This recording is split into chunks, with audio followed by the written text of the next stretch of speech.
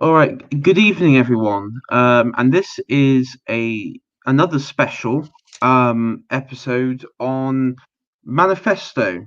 So today we'll be talking about the manifesto that Oh-wine, who's one of our guests, has put together. Good evening. Reoccurring guest from the Yes, indeed. um, Foundation podcast. And Rhubba is meant to be with us, but he hasn't turned up yet. Um, so we will get his input when he arrives. But um, so we'll be talking the manifesto.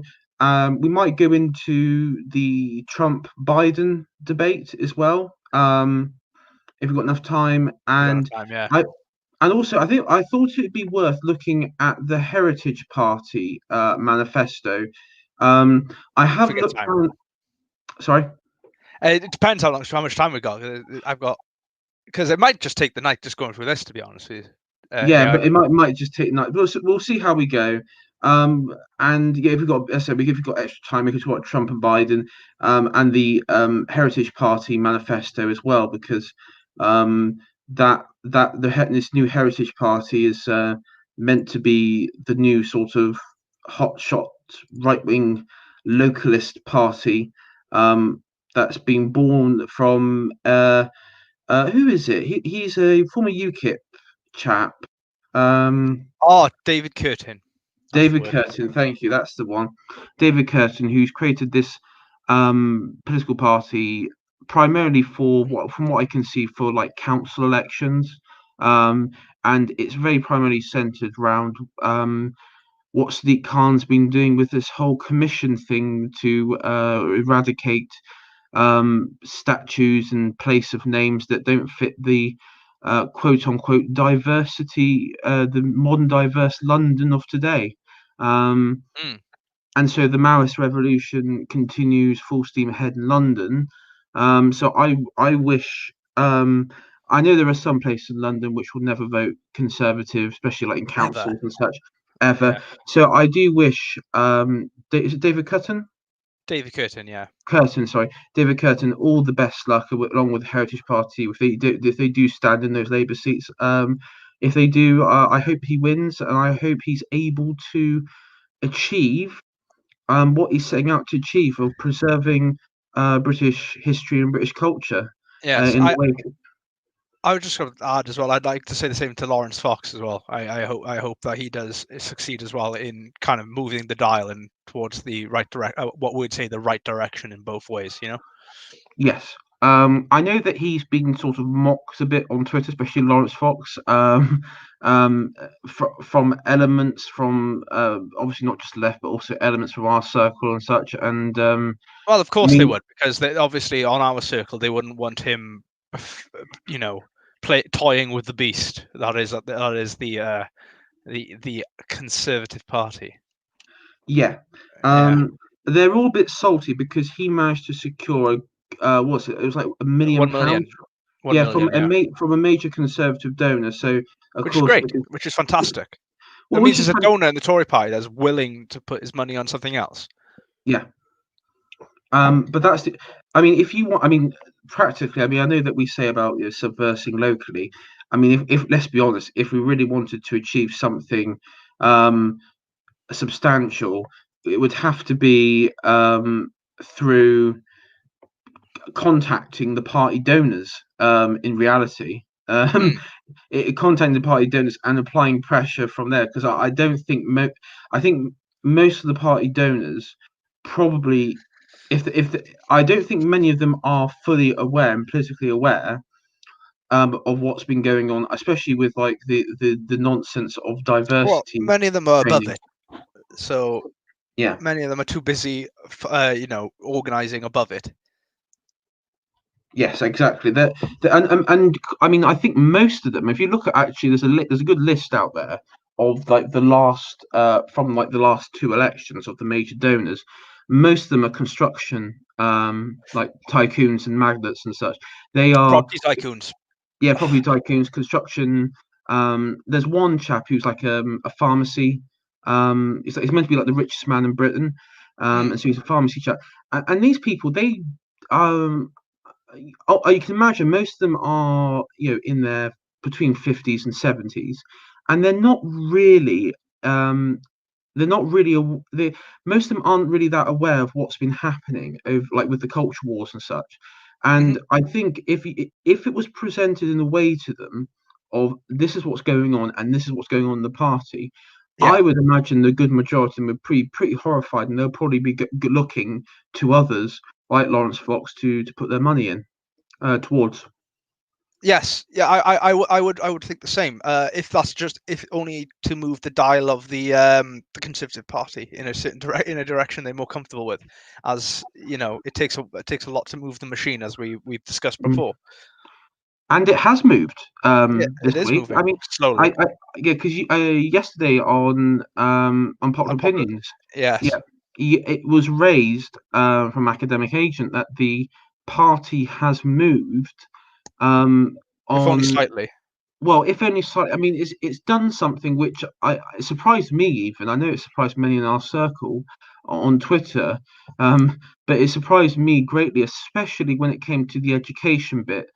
Though I do. I mean, I think this was raised by one of your co-panelists, Rob, Yeah, who very pointed interesting. out that how is it going to be enforced? And I think the trouble is the teachers' union, along with especially the more radical elements and like certain left-wing Yeah, um, teachers. I don't see how I don't see you're with how me it can then. be enforced. Yeah, and how it's going to be enforced, but also it'd probably be the See, teachers union will probably find a I loophole could to get around it. I could discuss about the unions all night and how that we've kind of forgotten about them in the Great Culture War. Really, it's like they've kind of been this forgotten element there, which still persists and is still a big influence. But since Blair, really, no one's really bothered to look at them. Because they still have a massive sway, and if anything, they have more power than they've had since maybe the 70s in Britain. You Oh know, yeah, yeah. it's the power within, especially public sector unions, is beyond right now. Mm, I wouldn't be surprised within the next 5 years we'll have we'll be coming towards general strike territory. yeah. Because it's being unchecked more than anything.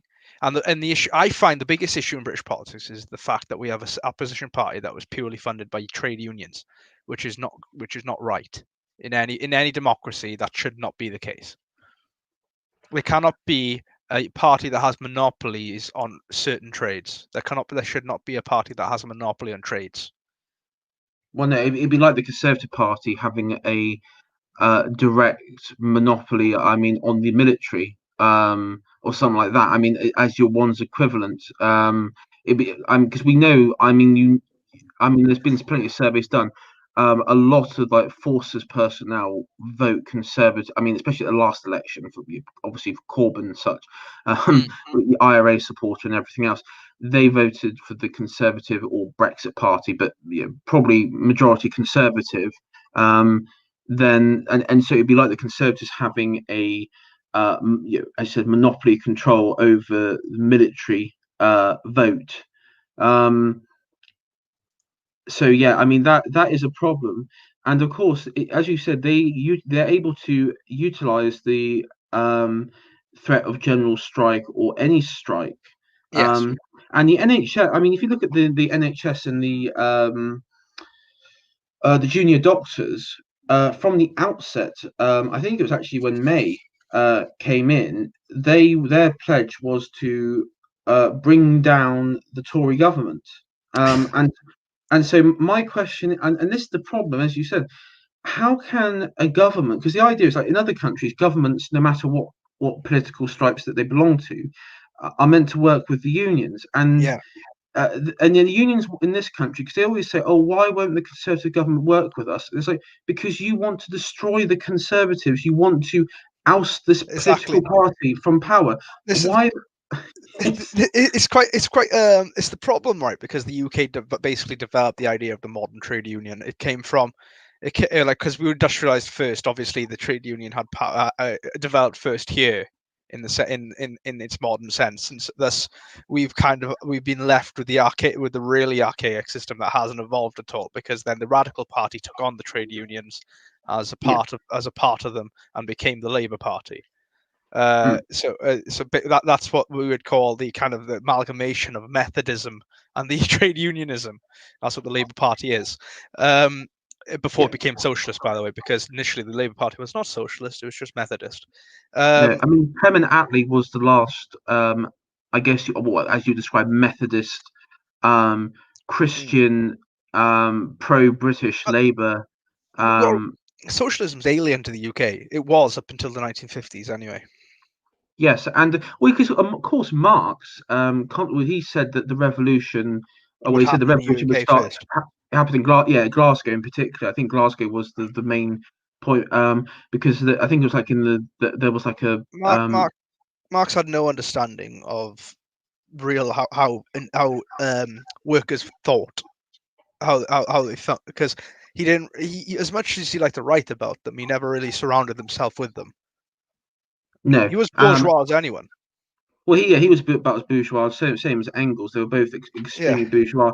And also, I think one thing that he failed is he didn't understand the unique cultural identities of the people of Europe. People were proud of, in the UK especially, factory workers were proud of being factory workers. Miners were proud of being miners. They didn't want to own the mines. They were proud to be working there and proud to be working under a boss. Many of them were. Exactly. And also, he didn't understand the respect for the aristocracy. Well, I think a lot of it. I always draw back to the Magna Carta and the fact that I mean, we abolished in. Well, I say we. I mean, England and I guess Wales as well. If I want to include Wales in this, abolished serfdom in the 12th century. Wales went earlier than that. How have I abolished serfdom back in the 900s? But that's another thing. Yes, and this is the thing, because obviously Marx, he came from a society. I mean, he was German, so he was brought up under the backdrop of the various, the Prussian kingdom, the various Germanic kingdoms. Of course, you have the Austrian-Hungarian Empire and everything. Prussian industrialism, though, was very, very aristocratic, like highly aristocratic. It was basically feudal. Yeah, because they reintroduced the point of serfdom. Because this is the interesting thing. There was a point where Europe started to abolish it, but then they brought it back.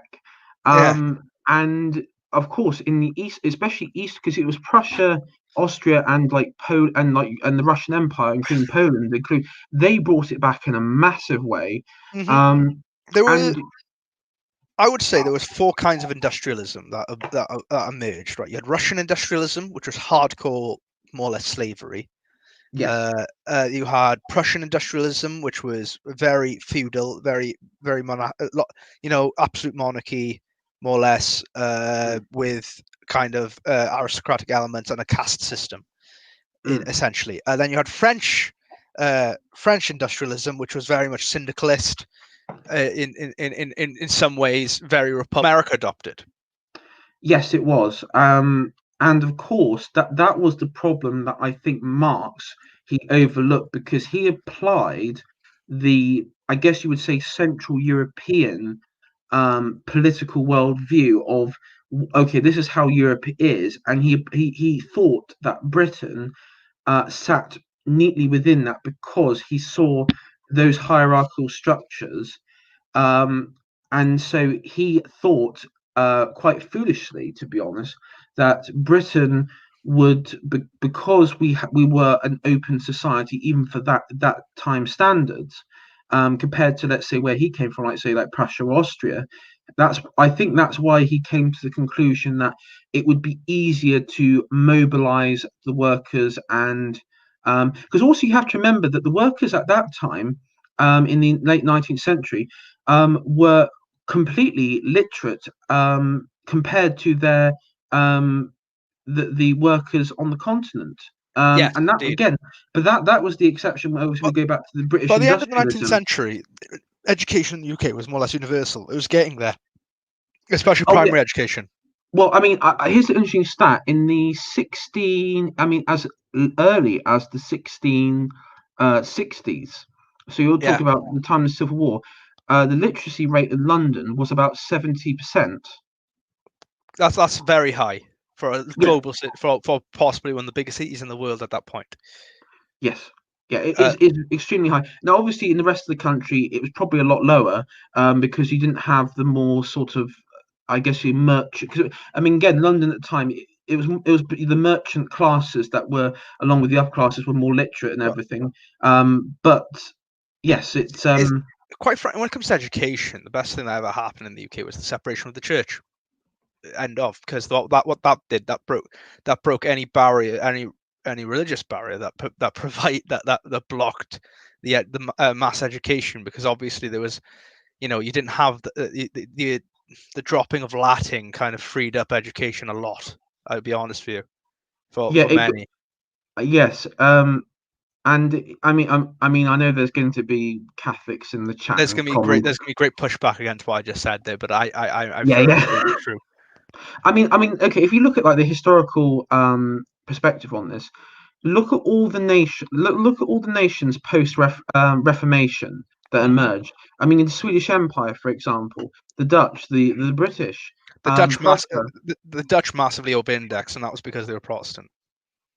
Sorry, the Dutch did far more than what their population would have given them credit for. The Dutch population wasn't that high, but yet they managed to have a global empire. And this was mainly, I'm telling you, because they were Protestant. I mean, yeah, because their Protestantism was directly caused because of Spanish rule, and because this is the thing, because the Spanish were, they managed to unite, because it was about 5 principalities in what's now Holland, which united to basically revolt against Spanish Catholic Spanish rule. Netherlands, isn't it? Yeah, that's right. The thing is, same happening, and even though Portugal very devoutly Catholic, obviously, but then they weren't the hegemons of the Catholic Church, so they were allowed to go and do their own thing, because the Spanish were in charge of the Catholic Church for almost 400 years, more or less. Yeah, yes. I mean, the top Catholic powers that you would put. I mean, I would say that throughout post-Reformation time would definitely be Spain. I guess you could argue for the early period France, but even France for a very small period. France never really. France is weird when it comes to the church, because they're Catholic, but they didn't really care.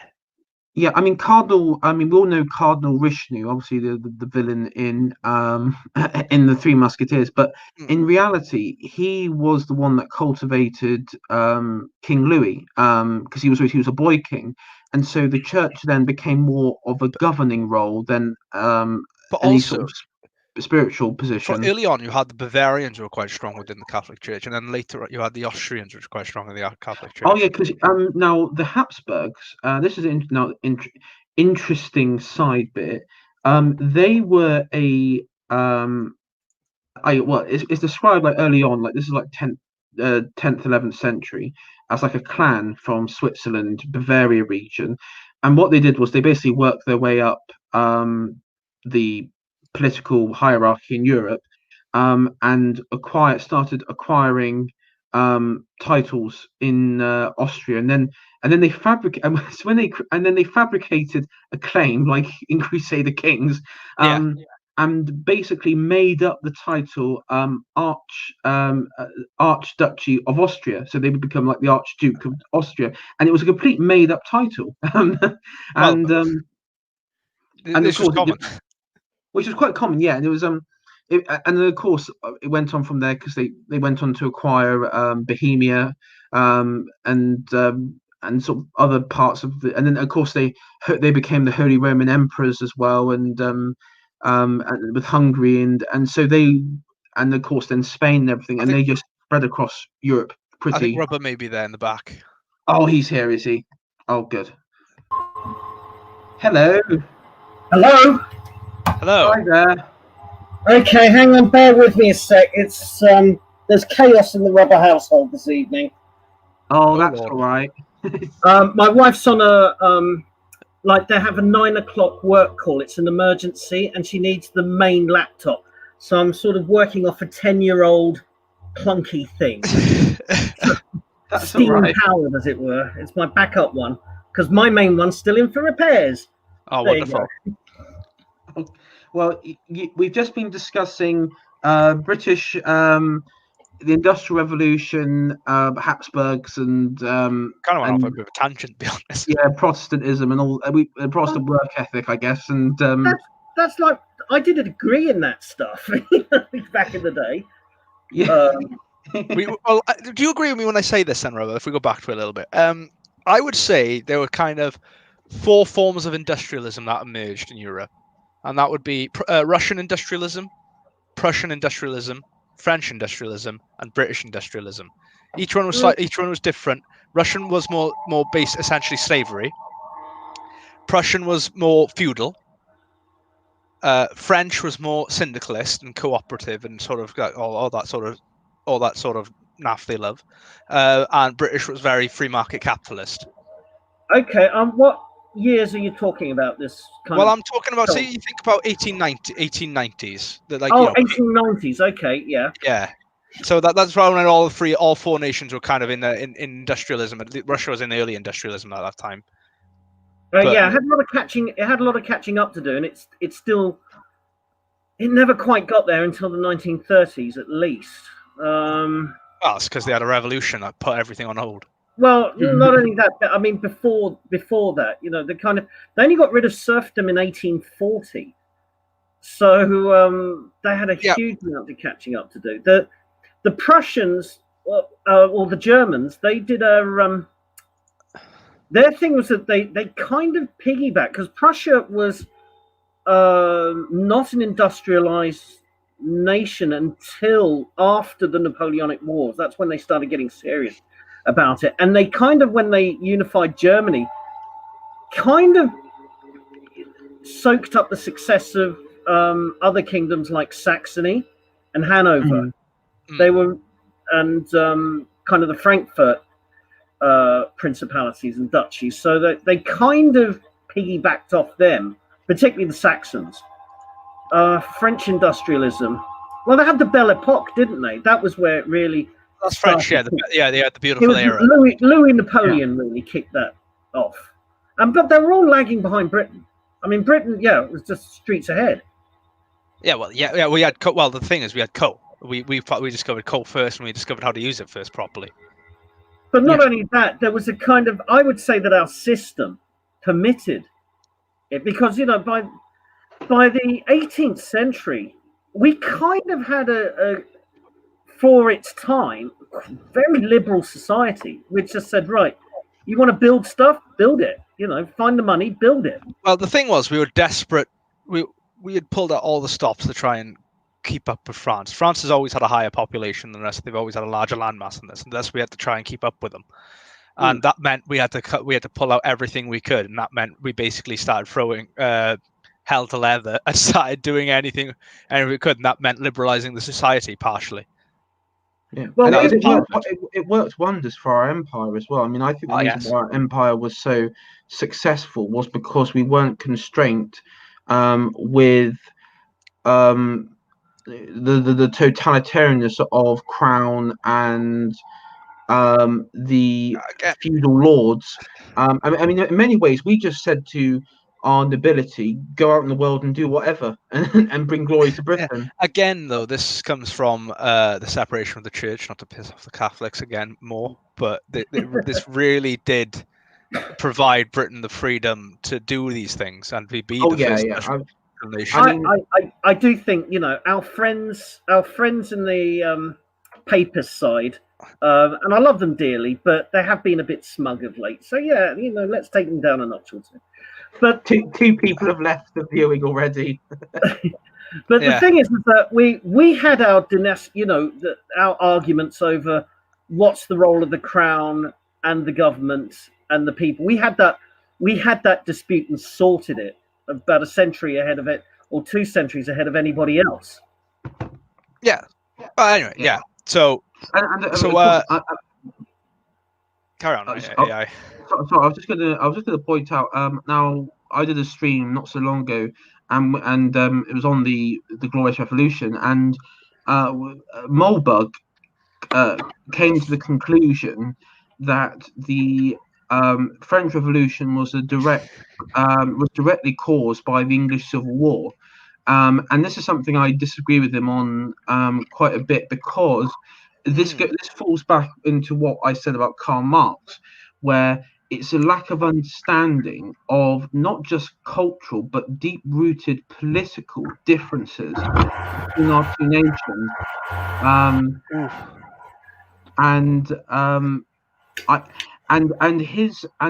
think, I mean, I don't know about you guys, I cannot see a direct correlation between the French Revolution and the English Civil War. The only thing that I will concede is that one caused, one resulted in a military junta, but the one ended up with basically pure anarchy and the reign of terror until Napoleon came in to restore a sense of normality. So Britain, right? When it comes, the French Revolution was a direct result of the American Revolution, not the British Revolution. Yes. It was a result of the free thing. Basically, what happened is America had called on support from France to defeat Britain in the American Revolution, and so what happened is many French went over to America to support the Americans and giving the British a right one, because this is what the French live for. And they eventually came back to France then with these new ideas of liberty and all the stuff the Americans had. But the problem was it got lost in translation. And this is why you end up with the Reign of Terror and stuff like that, because the French didn't know how to implement it properly, because they got, it all got messed up with the Paris Commune and stuff like that, because the French had their own ideas about things. But anyway, besides that, but it was the spark was lit by that revolution there. They knew they seen one nation already rebel against a tyrannical king. Be or not George was actually that tyrannical is a different question. He wasn't really. I mean, let's not piss off the colonials. I've just plugged in the microphone. Can you hear me okay? Yeah. Oh, that's good. The mic works. So basically, what happens then is the French take this back, and they start having their own revolution, because obviously things go to pot in France, especially because the French never really institute early democracy that well. They're very poor at it. They fail at every turn to do it. Like, what was it what do they call? What was it? The National Council. Yeah, the three estates. You had the nobility, you had the church, and then you had the third estate, which was the sort of middle class clerks and lawyers.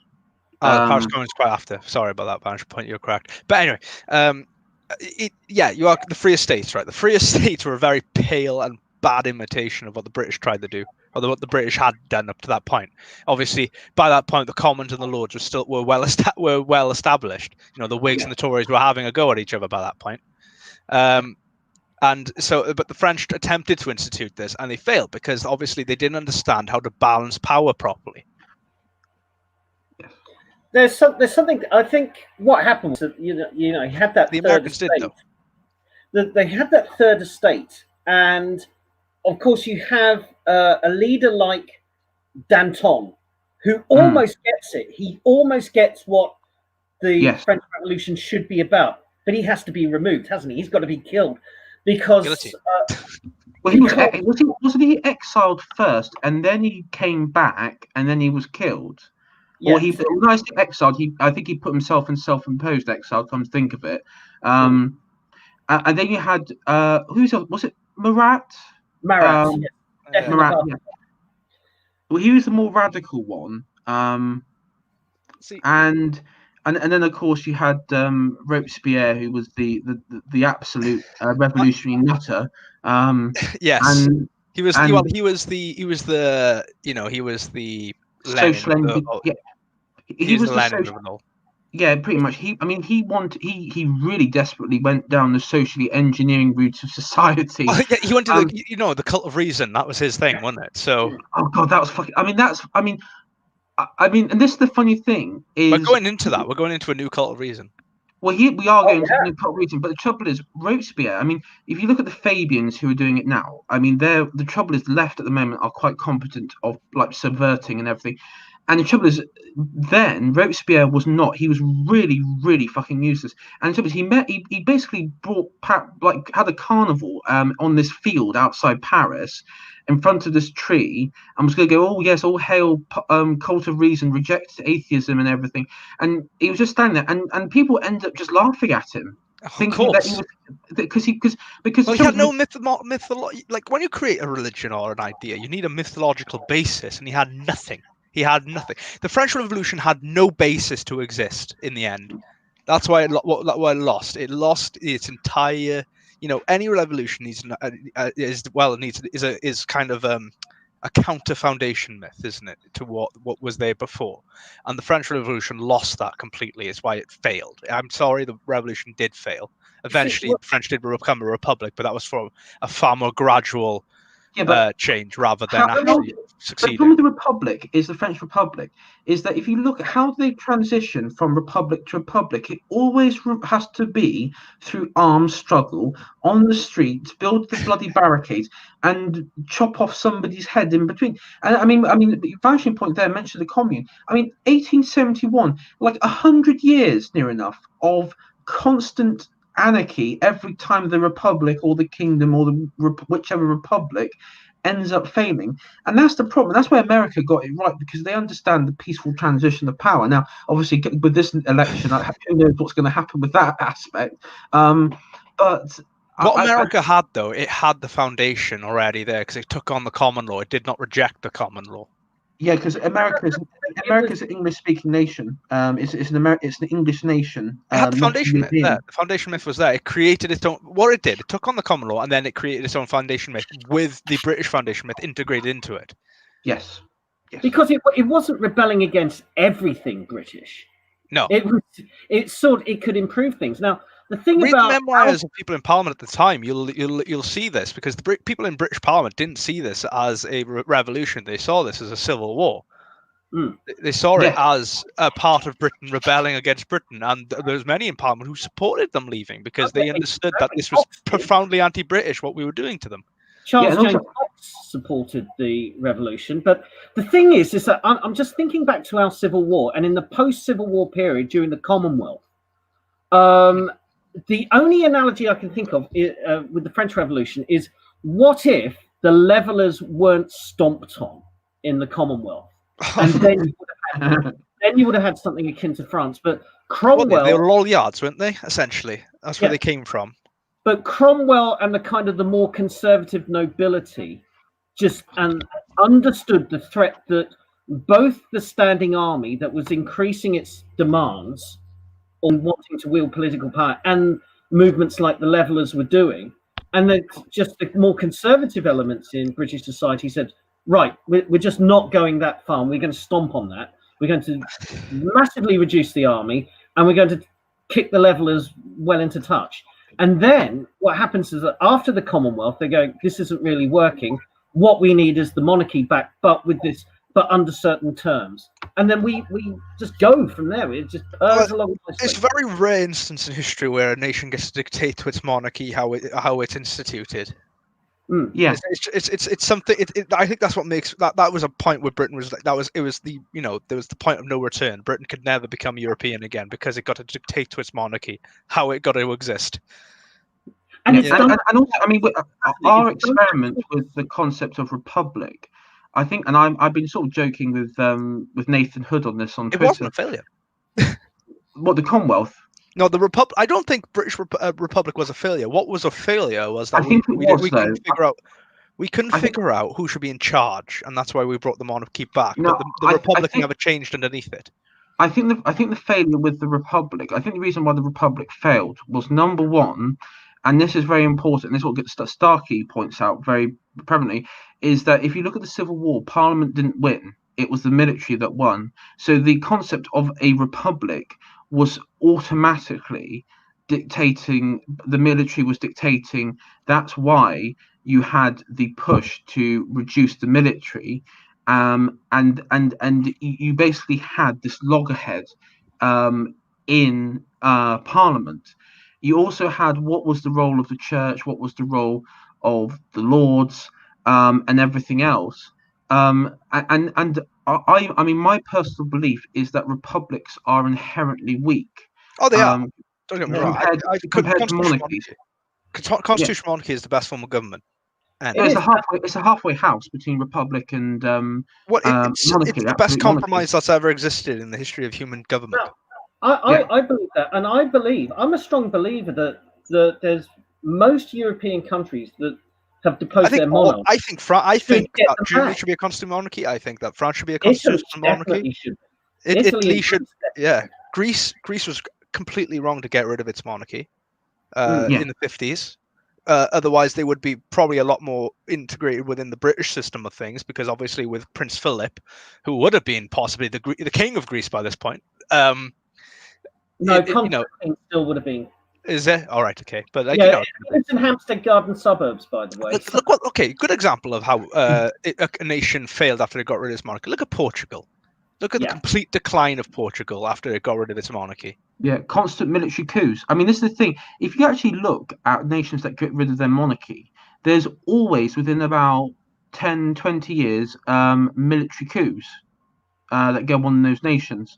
And then you end up having I guess a form of military dictatorship, fascist. I mean, whatever dictatorship, whatever you like to call it. And what you have is you have basically the generals or the general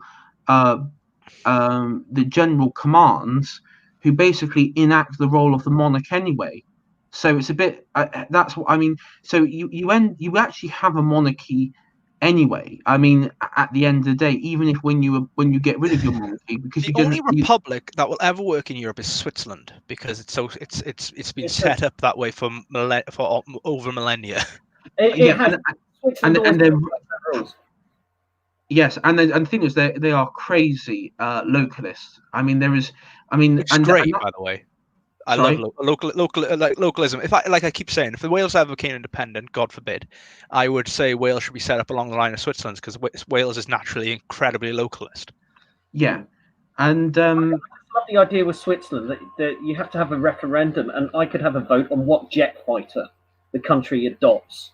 I love that. And, I said we'll move on to Oh-wine's manifesto. I'm enjoying this talk.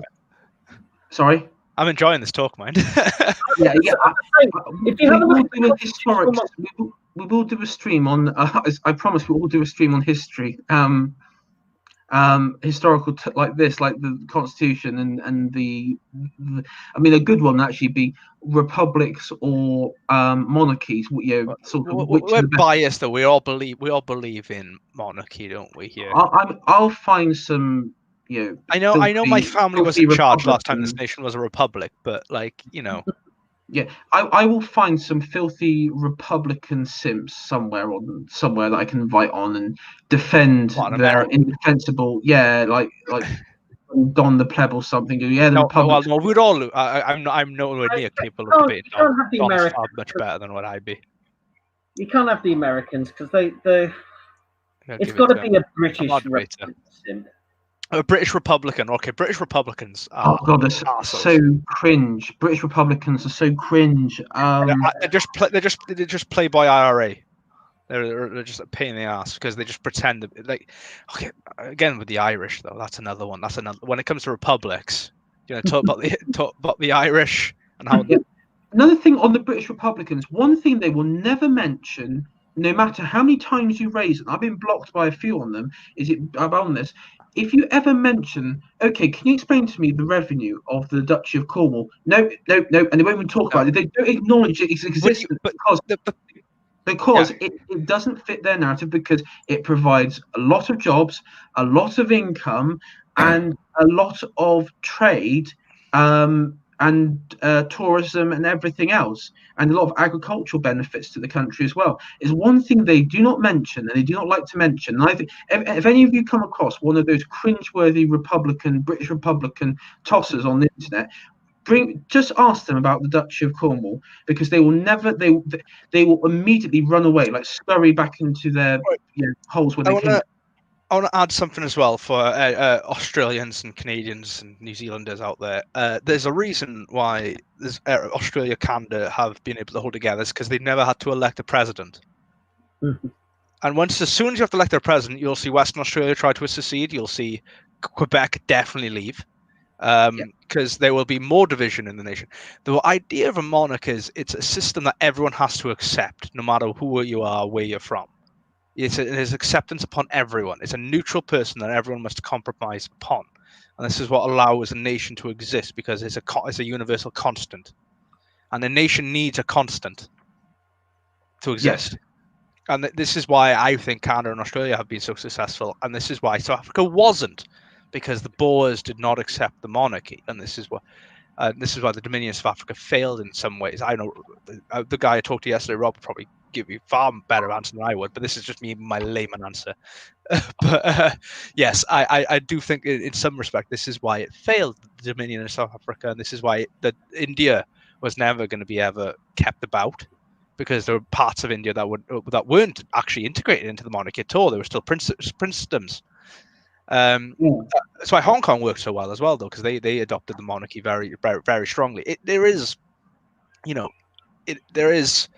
something to be said for once you it's something, it allows nations to hold together. It is a cement, that holds something together. Yeah, it is. And there's somebody new in the chat called Kuda Damio. I believe that's Lord Matara. That's Makuta Taradax in his. Is it? In his Japanese garb. He's gone to his Japanese face. Was it Virginia was the last holdout of royalism until 1951? Okay, and was the first area to reinstate the monarchy in 1658. It was the most loyal part in the English throne. Do we bring back Virginia then?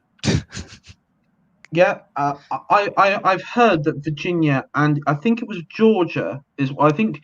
Yeah, very royalist.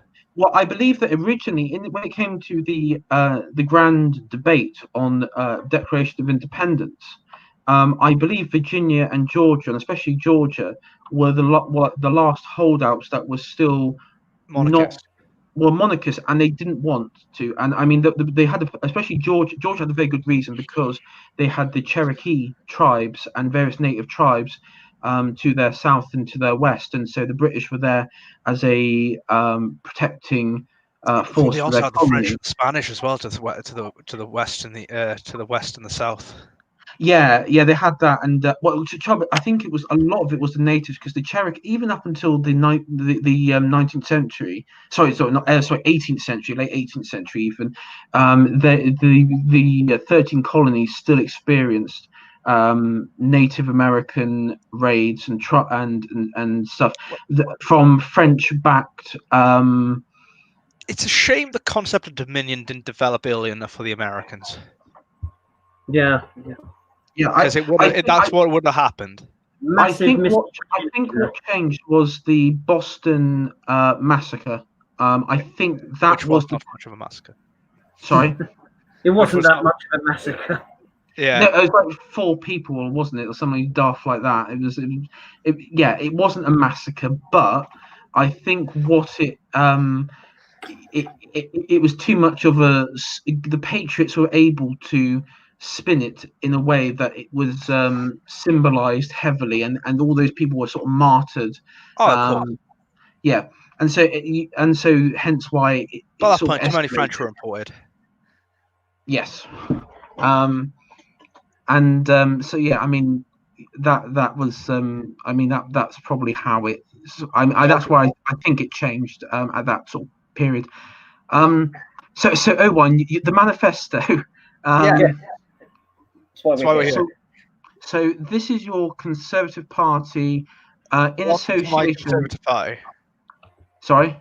Welcome to my Conservative. Do you want me to do the intro here? Yeah, you do the intro for it, because it's your manifesto. Right then, ladies and gentlemen, what's happened? The year is 2030. I have been elected Prime Minister after defeating David Lammy in a contest, and I am on my way to meet King Charles to be made as Prime Minister at this very instant. Because obviously this is 2030, and that's likely to be the state we're in by that point. God bless the Queen, but and so in the run up to this election, I have done a few things we'll just set the scene. I obviously, as a young upstart taking over the party, I have decided to adopt a policy of anti-devolution in Wales, which has come to fruition. There's no Welsh devolution anymore as we go through it, and B, to disassociate the Conservative Party in Scotland and reassociate the Scottish Unionist Party So there is no longer a Tory, a Conservative Party Scotland. There's just the Scottish Unionist Party. Hence why it's in association with them. And so this is it, right? And so I am now standing on the steps of Downing Street, about to address the nation with my great policy. And so I have got a little a little speech. Uncle, Thank you very much. See if I get this with 2 seconds. Where is it? P A B C D E F G H. I'm trying to find the picture so I can set the scene. Yeah, but there's so many things in my bloody P. There it is. Got it. Right, ladies and gentlemen. I am the Prime Minister. I have walked upon us. Thank you.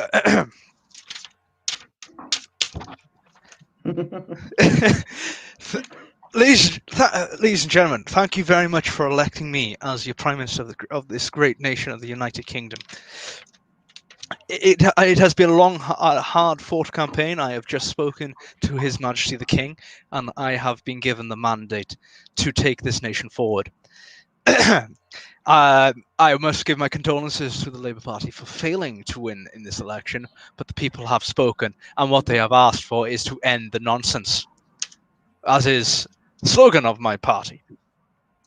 Going forward, ladies and gentlemen, we shall see a great change in our nation, but I cannot do this alone. I need everyone to help me in this endeavour, and this endeavour will be a great one indeed. We must reform our institutions from top to bottom, going through our NHS and fixing it, making it more efficient, and attempting to put both health and the health of the economy and the health of the nation and the economy together in building a better and more prosperous society for all. And also, we need to look at our education system. Education for far too long has been neglected and left into the mire of bureaucracy. We need to put our children's education first, and in that we need to give our children the tools to live after education. We need to give them the tools to apply their knowledge properly in the real world, and this is what we aim to do going forward. And also, this continues onwards and onwards. We need to instill a sense of Britishness back into the British people. We need to make Britain great again, to borrow a term from the great President Donald J. Trump. And we must do this through encouraging the adoption of British values, and these include the ideas of free speech, freedom of association, not to judge one upon their skin color, no matter where you're from, and and indeed also the allegiance to the nation of Great Britain, which is important above all else.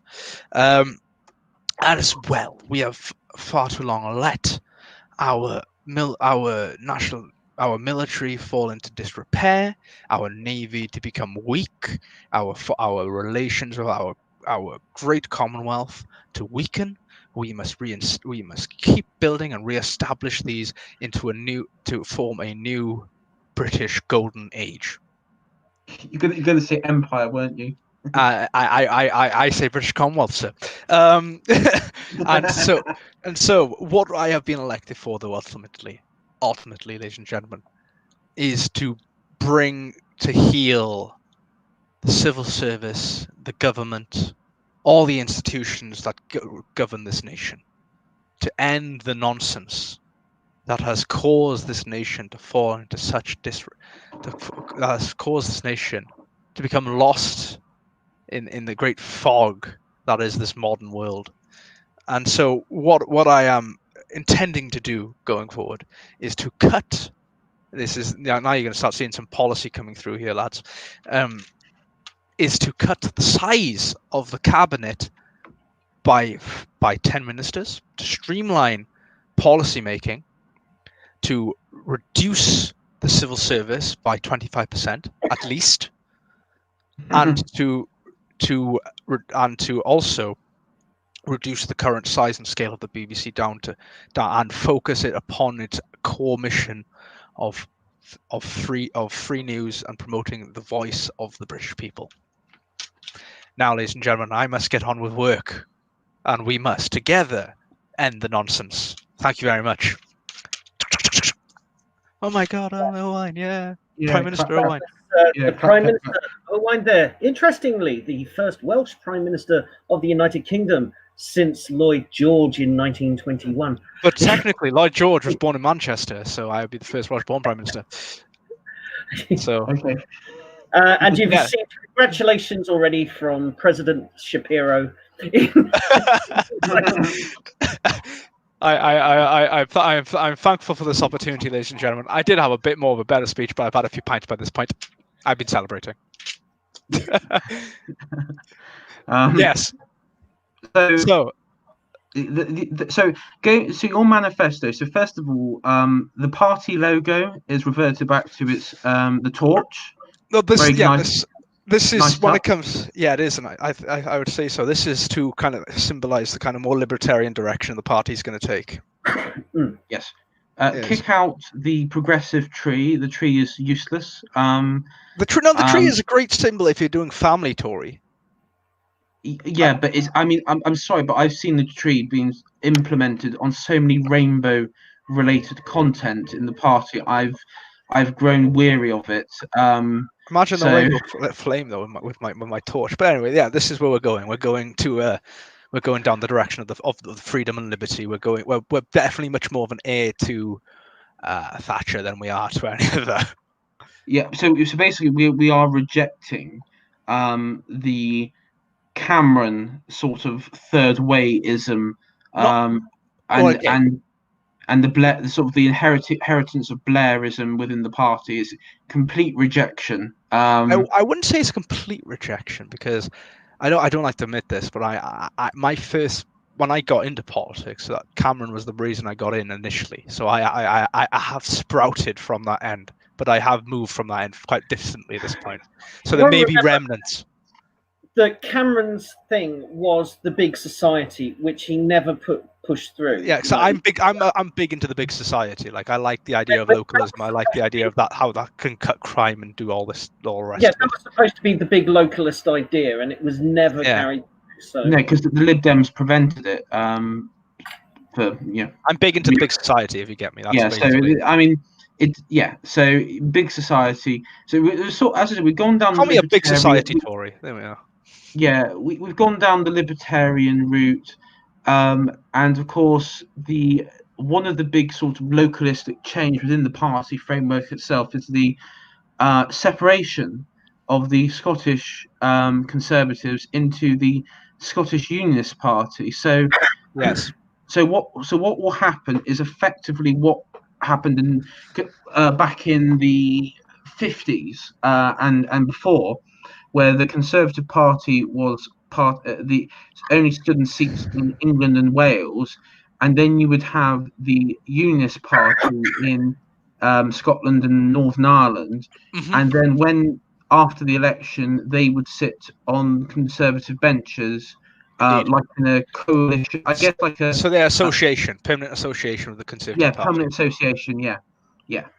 Now that's the way it's working. So they'd have their own manifesto as well, though. They would set their own manifestos out for Scotland and Ireland, respectively. Wales would be still a principality and a country within its own right, but with the Welsh MPs sitting on Welsh issues, as would English MPs sit on English issues, and they would vote respectively on either ones which are specific to said regions. But the Wales would be more or less fully integrated back into the UK English system to some respect. But not entirely.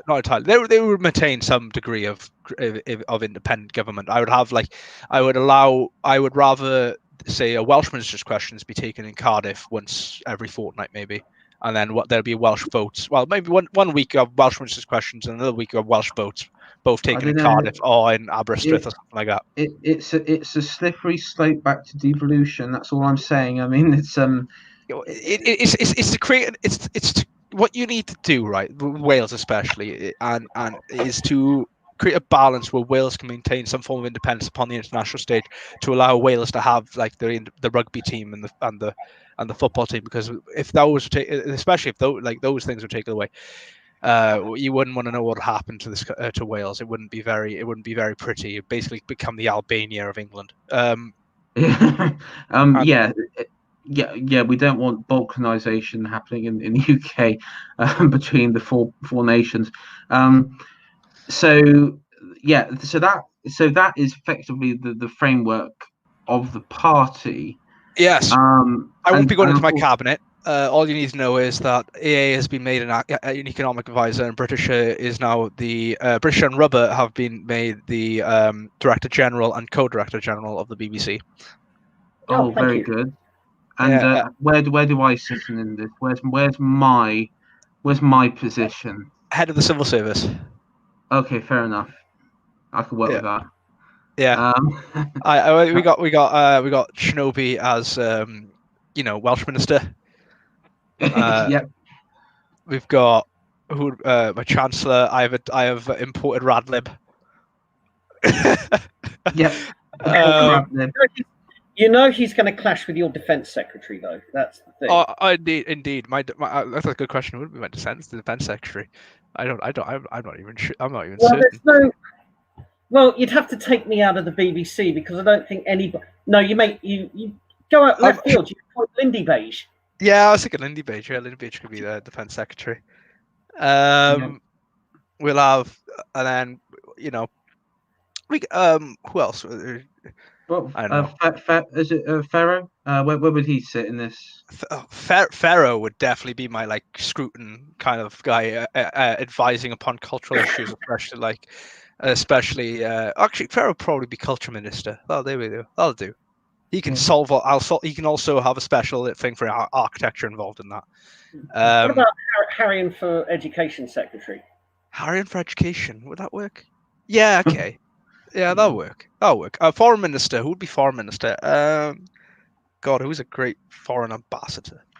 Oh, Nathan Hood, I would recommend. Well, yeah, maybe. Somebody who's very personable. Everybody kind of likes. Jaws. Jaws, yeah. Jaws. He's Loki the trickster. Yeah, but that's what you need as a foreign secretary. You need someone who can win in a debate as well, and low key. Yeah, Jaws is good for that. I know. Home Secretary. Home Secretary has got to be somebody who is respects the rule of law, and because AA is the Dominic Cummings of my cabinet, right? Yeah, I mean he'll be that. So yeah, what you need is that who in our little circle has shown absolute, he's got a good sense of right and wrong, good moral sense, knows where the policing should be, and he would have made his name known in the past decade, in the 2020s, as being the man who finally cracked the grooming gang scandal. It's got to be not so obvious as Home Secretary. Oh, Mark would work very well as Home Secretary. Yeah, of course, and obviously he'd work very closely with me, and that would work. Yeah. And of course, the big question is, where would Binary surface it? In a well. Binary will be given a good position within Wales. I bet Rhubba, you'd probably want to give Binary the Northern Irish office. Yeah. Just look, I don't want to get into that. Binary, let's not go into it. In all seriousness, no. In all seriousness, Monday night was deeply, deeply unpleasant, and it came as a big shock to a lot of people because they don't know the backstory between him and me. That's the first time we've had a public spat. Usually, we've had huge fights in the unpopular opinion backroom area. and it's Okay. the first time it's spilled out, and it's not a pleasant place. Where does Rose sit in then? That's a good question. Where would I put Rose? Rose, you've got to have Rose in somewhere. Communities Minister? Something Yeah. like that. Education's done. Education's done. We filled education. We filled Home Secretary. We got my Chancellor. We've imported Lord Radlib, to the most the most oxymoronic position. Lord Radlib. We've made a peer in the House of Lords so he can be my Chancellor. He'd be great as Chancellor of the Exchequer. He's got to understand we are going to have a military, and there's no getting around it. He can't cut the budget to zero. That's why we have AA. AA and him will just be arguing. Privatise the Navy. He would probably want to privatise the Navy. We'll get into the Navy later on. English Knight will also have to have a position somewhere. What about a guest who appeared on my channel not so long ago? Sargon of Akkad. See, Sargon would be made chair of the party or something like that. Yeah. God. So, vantage point. Yeah, you can be the Duchy of Lancaster. You can be the Michael Gove. Yeah, Recruiters Pterodax. I would have you because you're really good at like promoting, like my content and other people's content, like around. Head of the trade office, the new trade office. Yeah, trade office. That I would go say trade office or communications, but probably trade office would probably be the best place for you. Let's look up the positions of cabinet now. Another suggestion, because in the 10 years that elapsed, we've reclaimed her from her current situation, but we can make Sarah, daughter of Albion, in charge of culture, heritage, and sport. Okay. Well, no, I thought I made British culture secretary, but okay. Well, no, he's what is he? He's director general of the BBC. Oh, John D can be head of the environment, food, and rural affairs. That makes sense. John D's ahead of that now. I just thinking about that. Transport. Who's good at cars?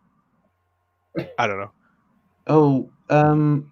Because we'll make Tailed Secretary of State for Scotland. Oh, I know. Rory Herbert would go down on the transport because he'd drive everywhere in his Jag. Right. And then we got the last big one is Secretary of State for Justice. Oh, how about Gammon Easter worshipper? Oh, he'd be brilliant. Yeah, okay. Yeah. And Health Secretary, last one. Oh, I know. Hancock. Yeetus, who again appeared on this channel. I believe he's actually trained to be a doctor, so he'd definitely be. And he has some very interesting takes on the masks and the coronavirus. I think he's on the Deep Law and sort of Discord now. But yeah, he would be my go-to or the chief medical advisor. And just saying, in cabinet, there's a mandate that you have to watch every Styx video that comes out every day. So you have to take your orders. You take orders from Styx. You'll get your libertarian orders. So basically, you go in there saying, right, no more unconscious bias training, but we do have another form of training for you, which is mandatory. You got two trainings, right? You're going to get one from one side and one from the other. You're going to have Styx and Tim Pool, and you have to get it from both squares, purple and green.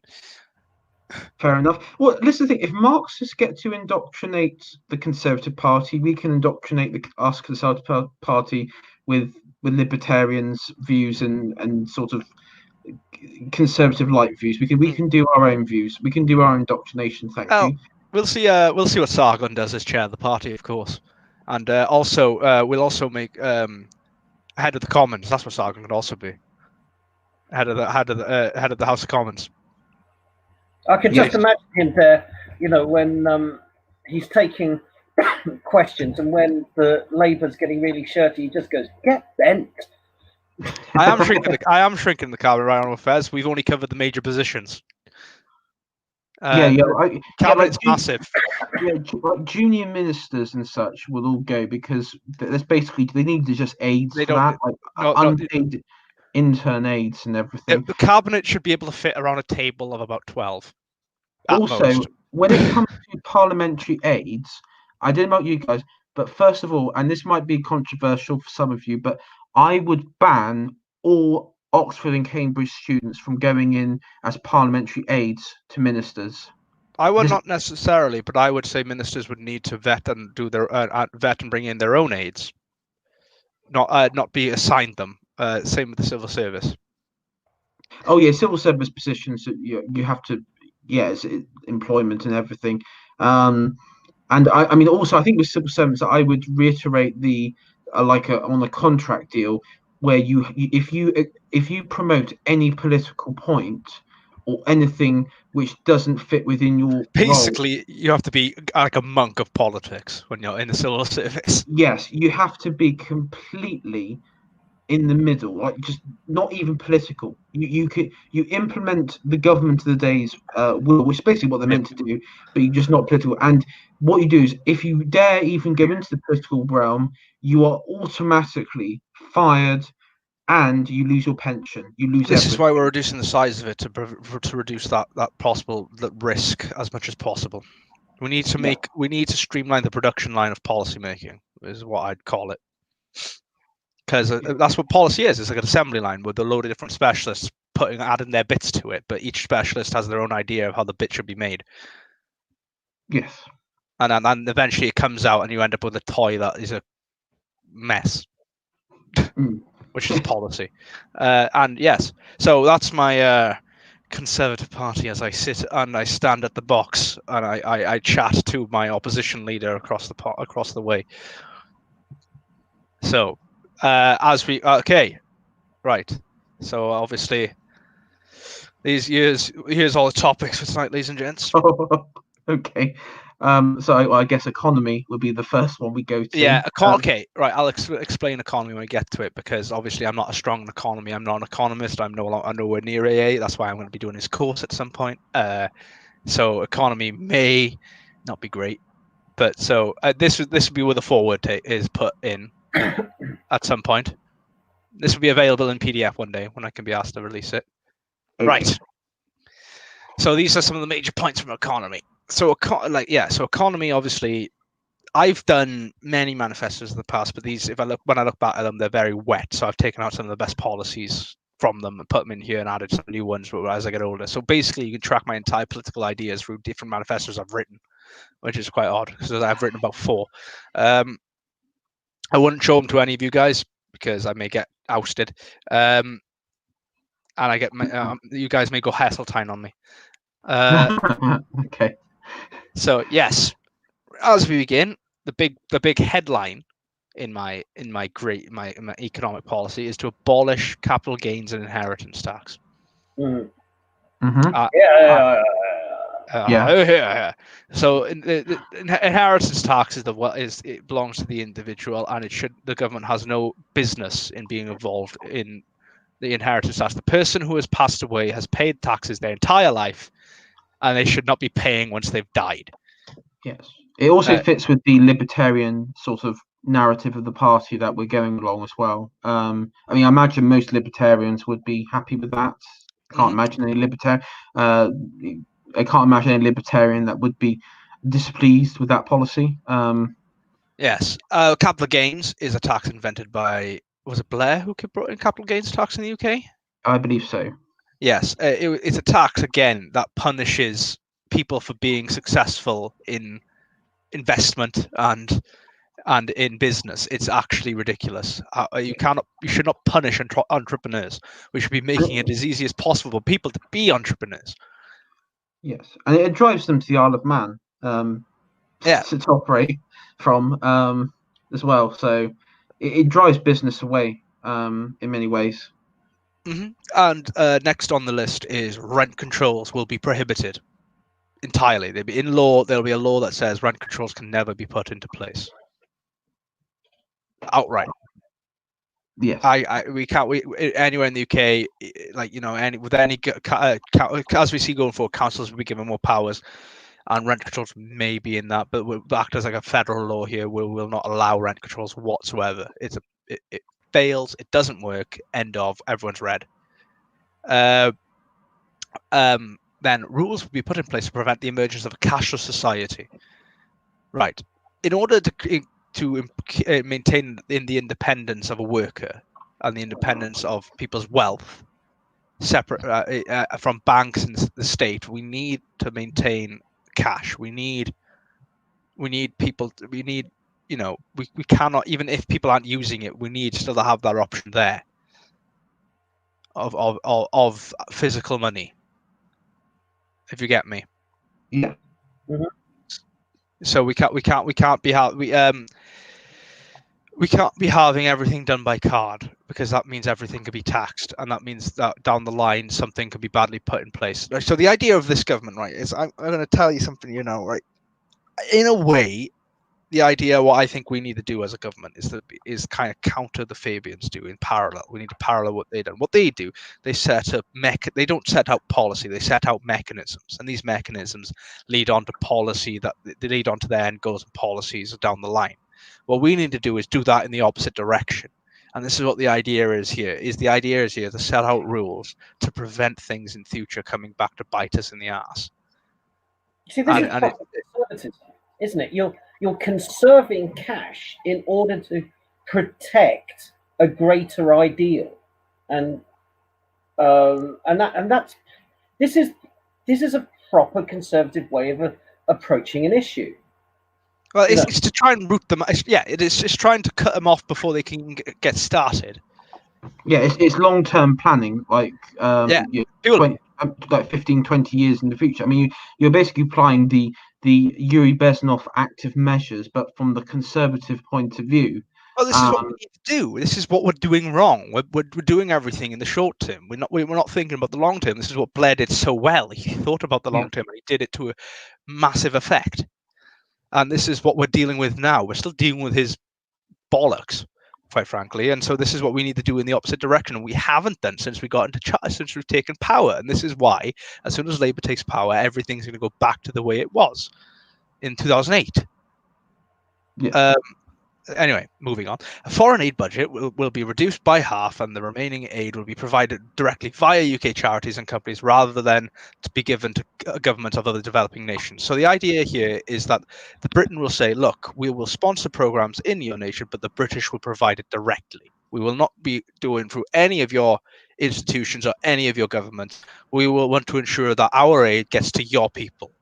And this is what we go through. I'm added it in the year, but I have a big belief that in Africa, especially, we should be sponsoring free ports, British free ports, Commonwealth free ports, which will be run by, say, a Commonwealth task force or an independent corporation that will allow these which are then eventually given like maybe 100-year lease, and these corporations will then be tasked with developing these ports in these cities, and then they will eventually be given back to the people of that said nation after the 100-year lease, which would then also allow for prosperity, safety, and the security of wealth to be proliferated across said nation.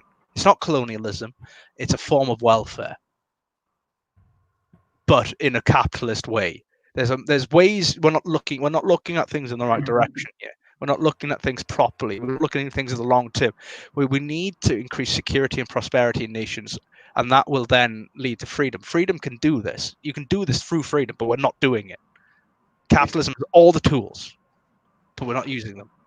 And then hopefully one would hope that this would create many Botswanas across Africa. Well, Singapore's. I want to basically dot Singapore's everywhere, and this will also combat the Chinese. Yes. But I want to basically make Britain into an empire kind of again, but like, free trade. Actually, on the topic of empire, Nathan Hood just put in the chat here. East India Trading Company Mark II. Yeah, but more independent, as in that it's not going to be the British. It's going to be a corporation of prosperity, something like that. I don't want you to call it.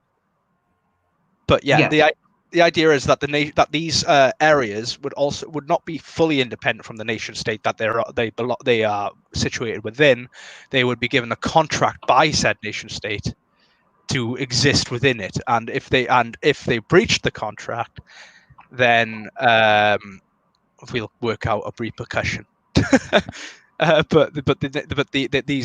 These areas will have their own private militaries. Maybe I don't know how it'll work like that. The idea is to prevent as well these free cities from taking over said nation. So we need to work out the kinks of that. But that's a different one entirely. Anyway, moving on. A national wealth survey will be conducted annually, focusing upon disposable incomes of the nation, separating out demographics to allow the public and ministers to address where needed. We need to be focusing on, especially economy, disposable income. Disposable income is where we should be. This is the metric we should be measuring people on, in my personal opinion, which we're not doing, because obviously income is a very general term. With disposable income focused statistics, we can start then looking at how we can min-max the economy, if you're taking a strategy term, and how we can provide in a time of economic downturn the ability for people to spend their disposable income to get us out of it quicker. So we need to keep monitoring people's actual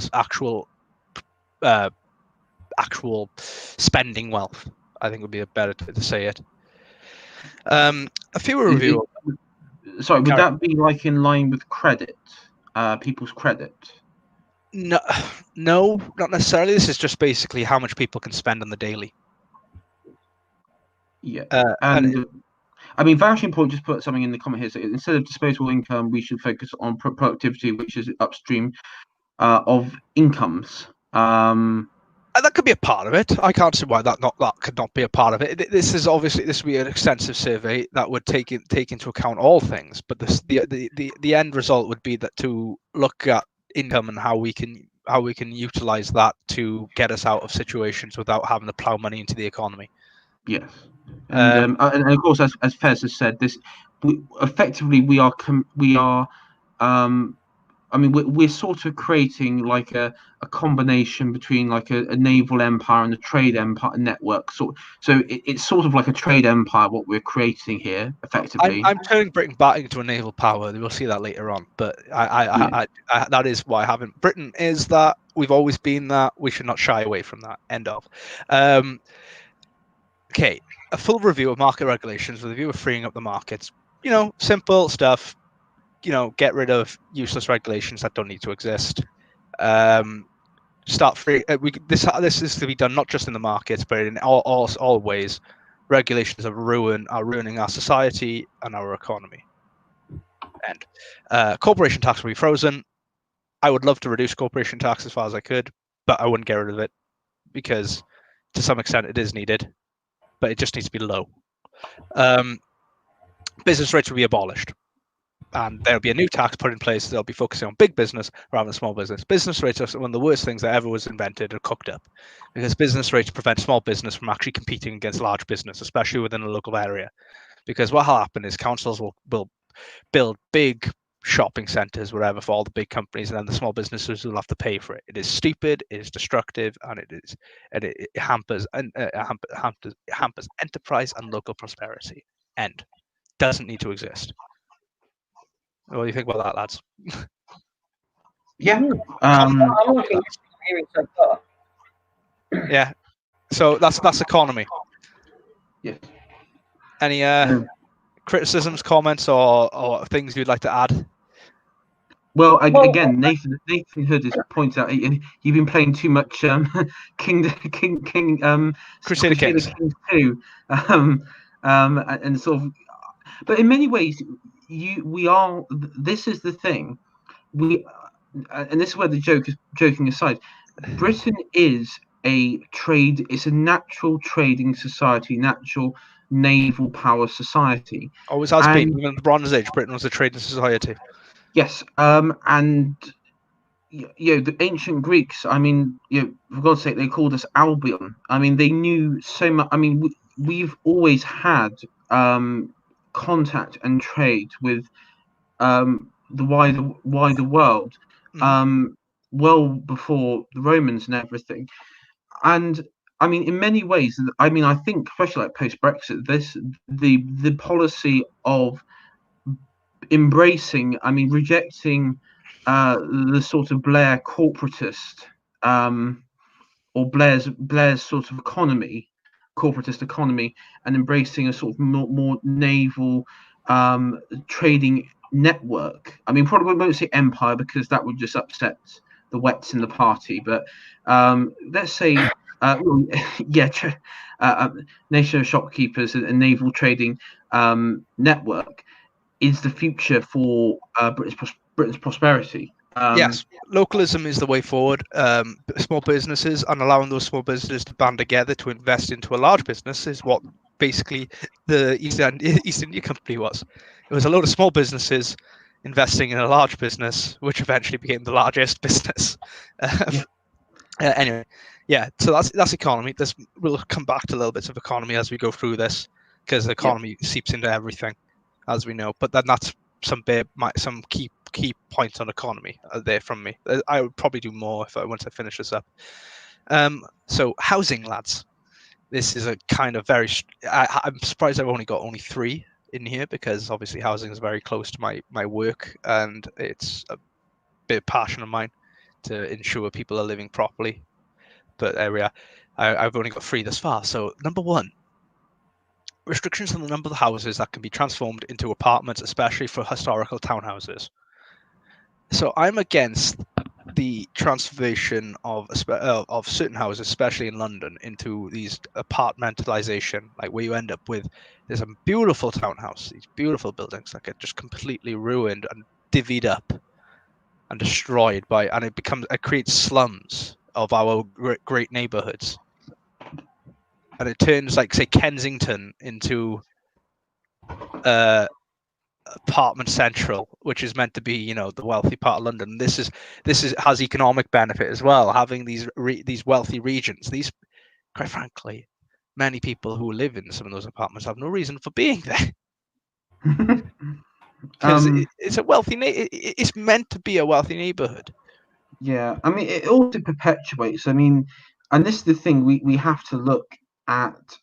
I mean, you look at the people who are living there, but also you look at the electoral makeup, because I mean, this has been talked about before, the Labour fiefdoms, and especially in these certain like council estates and everything within London, these Labour and these certain like social housing areas and everything, these areas are real Labour fiefdoms, and this is where, I mean, I think this is where we can definitely smash the Labour fiefdoms. I mean, like Diane Abbott, like for example, is the worst when it comes to Labour fiefdoms, because that the pub, they're not voting for her because of her of the candidate. They vote for her because she's Labour. Yeah. Yes. There's nothing. Yeah, that's it. See, and we got to come up with a system to deal with that at some point. But we can't. Right now, I haven't really thought of it. I haven't thought of that in detail. I'll probably come around to thinking about that. But second on the list is that, right, this housing crisis that you keep talking about.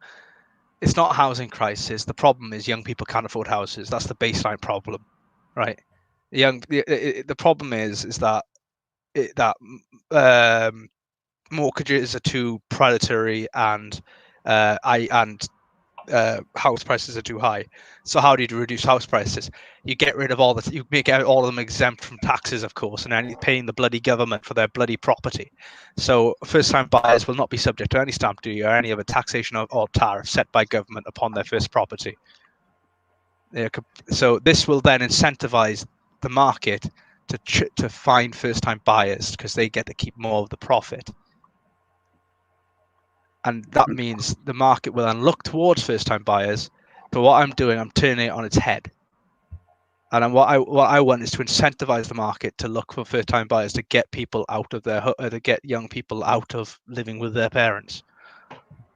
And this is how we change things. This is how we get people being more independent. It's by incentivizing the market to make people so.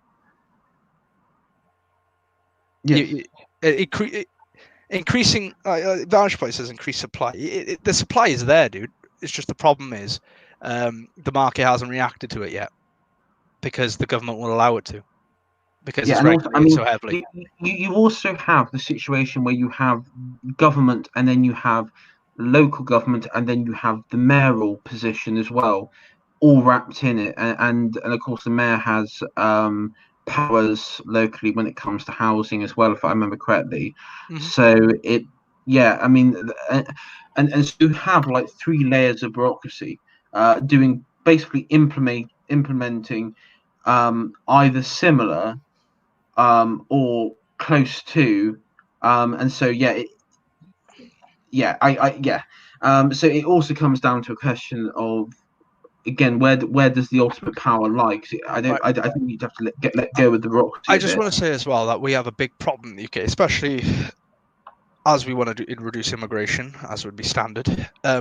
There'll come a point where a lot more houses will be on the market because there'll be a lot less people to fill them. Especially there'll be entire villages that will go. I can see this happening anyway, regardless of how high immigration gets. In the country, especially mining communities, etc., there will be towns and villages that will just be completely derelict. Because have you seen some of how old the average population is in some of these really out there villages? People aren't staying in them. And this is a problem as well, because this is why we need localism, and proper decentralization.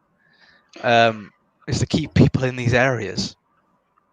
But obviously they're not, because they're all being sent to Cardiff, London, and all the other metropolitan cities.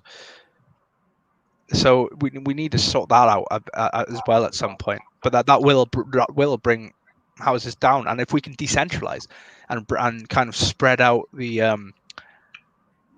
where people want to live, you'll end up knowing that you have plenty of houses on the market. You have plenty, but the problem is the houses aren't where people want them. That is the issue right now, and the idea is to incentivize changing that. So, I mean, in many ways, I think the fear of the coronavirus could help to get people to leave cities. I mean, if you really hype up the fear of the virus, you could get people to leave cities quite easily. It's happened already. Welsh house prices have gone through the roof because people in England are moving here because they want to be away from the coronavirus. It's happened. Yeah. So I mean you could look at sort of scenarios like that. Affordable housing tariffs will be abolished. Affordable housing encourages poor housing quality, and it also increases the prices of housing, because what happens is the tariff cost is passed on to the consumer and not kept within, obviously, the corporation, and thus the prices of actual housing goes up, whilst affordable housing, which is the worst kind of housing, remains the same. So it's counterintuitive completely. That's basic. Right, that's housing, lads. Right. Any points here, Rhubba? I'm just thinking. So yeah, I'm just thinking about, we always hear about the lack of housing stock and the need to build on, sort of green sites, build in the green belt and all that. I mean, do we have a policy there? Green belt policy comes later. Yeah. Okay. So there is a green belt policy in this.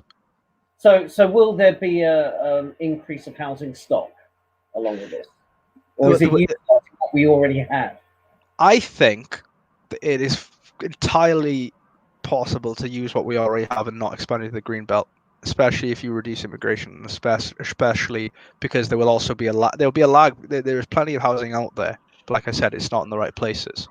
Yeah. And if we can move about the way the structure of the economy, I think we can solve this problem. Quite frankly. No, that was my only thing about, have we got a policy for housing stock? And so it's all sounding very, very optimistic.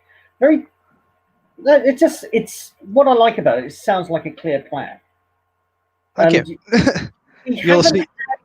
We haven't had this kind of thing for quite a while, where somebody comes in. I mean, again, it harks back to Thatcher, where Thatcher would just, boom, here's the plan. The the plan is to give a long-term vision for the country to move towards, rather than. So this is meant to be a fairly realistic manifesto. Obviously, the next 2 points will be less realistic, I would say, but this is supposed to be more of a kind of a way of getting to the ends rather than the ends itself, because I think the ends will be very different from what we envisage. You've already sold people on no capital gains tax, and here's a situation that we're going to. You put housing high up on your list of to do. So now you can push the unrealistic things because they can slip in under the radar of the your top two. So this is where you start getting some really out there things. This is the part. My first one will never be allowed to happen, especially within the Conservative Party. But I'll say it anyway. And the second one is a bit out there. Right. Okay. So party peerage in the Lords will be abolished. I think the Lords should be I think the Lords should be entirely bipartisan. It should be an advisory chamber, and it should act as an advisory chamber. Just to say as well, right, Honourable Fez, you're saying this is a planned economy. What I am laying here is not a planned economy. I'm laying the foundations for an independent economy. I don't envisage of regulating the economy any further than what I'm laying down in the vision. This is what Thatcher did. She set down the rules of the economy. She sets down the rules of the game and lets the game play out. This is what I'm doing. I'm not planning. I don't aim to plan the economy and tell people how to actually utilize it. I'm just setting out the rules of the game. That's it. That's how I'd describe what the economy I'm setting up. Anyway, yes. So party peerage in the Lords will be abolished. A system of nomination will be put in place where the MPs and the public may nominate an individual who will then be reviewed by 2 commissions made up of Lord Seniors, the recommendations, and of this commission will then be present to His Majesty, who will either make the decision herself or defer selection to the Lord Speaker, PM, or the new Lord Protector of the Constitution, which I will describe further. So yeah, okay, we've got that. So in which case Britisher has to be made Lord because it's not party political, and it would help strengthen his role as. Yeah. It's the role just. I envisage he has the role just above Director General because I'm Director General of the BBC, but he's the one just above, isn't he? He's the Charles Moore position. So Chairman of the BBC Trust. So Lord Britisher. He'd like that. He'd be very happy. And okay, now my next big role, right? The next one is the really out there role I've come up with, which is my replacement for the Supreme Court. And that would be the Lord Protector of the Constitution, which will become the third kind of pillar in British politics. And so this office will replace the Supreme Court, and it will act as a compromise between the historic Lord Chamberlain and the modern Supreme Court. The LP will be selected by his or her Majesty, and the LP will be advised by the Privy Council and the National Council of Senior Judges. He will be acting as a mediator between the two and the government, between the three, really. His Majesty may choose to serve as the LP himself or herself, should they wish. So this is actually giving the monarch the chance to be politically involved, should the time arise where they're allowed to be, or they can nominate one. The idea is that the LP is independent of government, of party politics, and is there purely to defend what I have coming up, which I call an act of constitution, from actually being subverted or overruled.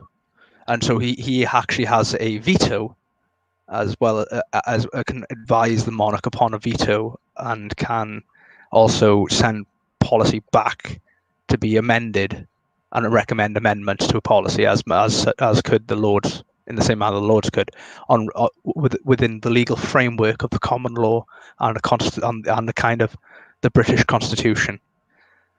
This is my counter to what happened last year with Brexit. So yeah. I mean, personally, I would want to look at bringing back the law lords, maybe as an alternative. I think the problem with the Lord Protector of the Constitution is it still could create the basically the sort of bureaucrat who could be easily swayed. I think with the law lords these are the things that was replaced by the Supreme Court. At least with them, it was like the Supreme Court was like a body of individuals. I mean, I don't know. I think you need something to look after the Constitution. Yeah, you need something that a big voice that occasionally, when a government or when lobbyists or when activists try and manipulate the system to get their own way, just is the big voice that goes, no. That's it. That's what I've got here. That's what I'm trying to do, and I'm giving the monarch the opportunity to be that again, maybe. Like what they should be. Or I think you're a bit on thin ice with getting the monarch that involved, because the monarch should still be the kind of ceremonial state of head of state. But the probably bringing back the law lords, as Al said, I think that's more realistic, and their remit is purely constitutional. Mm-hmm. Okay, and the last thing in government. What we all agree with, though, is as Fez says, is axing the Supreme Court. Yeah, basically we all agree with the concept of abolishing the Supreme Court in its entirety. Yes. In its current form, that is. It's purely un-British and should be gone. It's an alien system, and yes. And the other thing is to abolish devolved government in the system in favour of the old county borough system, and giving county boroughs more power, slightly more powers than what they would already have. So kind of the Victorian system. Yes, and that's real localism. The devolution of settlement is basically creating mini Londons. In Cardiff or in Edinburgh or Belfast. It's not real localism at all. It's nothing closely remoting to it. That's a good description of them. Okay, in laws then, have you got anything else to say on government? No, I think that was it. Okay, cool. All right, laws. Right, so obviously the abolition of the Supreme Court is there, and my Lord Protection of the Constitution would take on those roles. But also we have, I don't think we should have a constitution as such. I think we should have a new designation for documents that are considered key parts of the British Constitution, and I call these acts of constitution. And these would be given a higher status over certain laws, so they could be you can legally challenge a new law against an act of constitution and say, look, this breaches this act of constitution within obviously the modern framework. So say like the phrasing of the Bill of Rights, for example, obviously that would be interpreted in a modern sense, but obviously then that would be interpreted by a team of legal experts, obviously, as well as to prevent any skewing of the interpretation. I can imagine this is going to be a golden era of the kind of dusty academic, but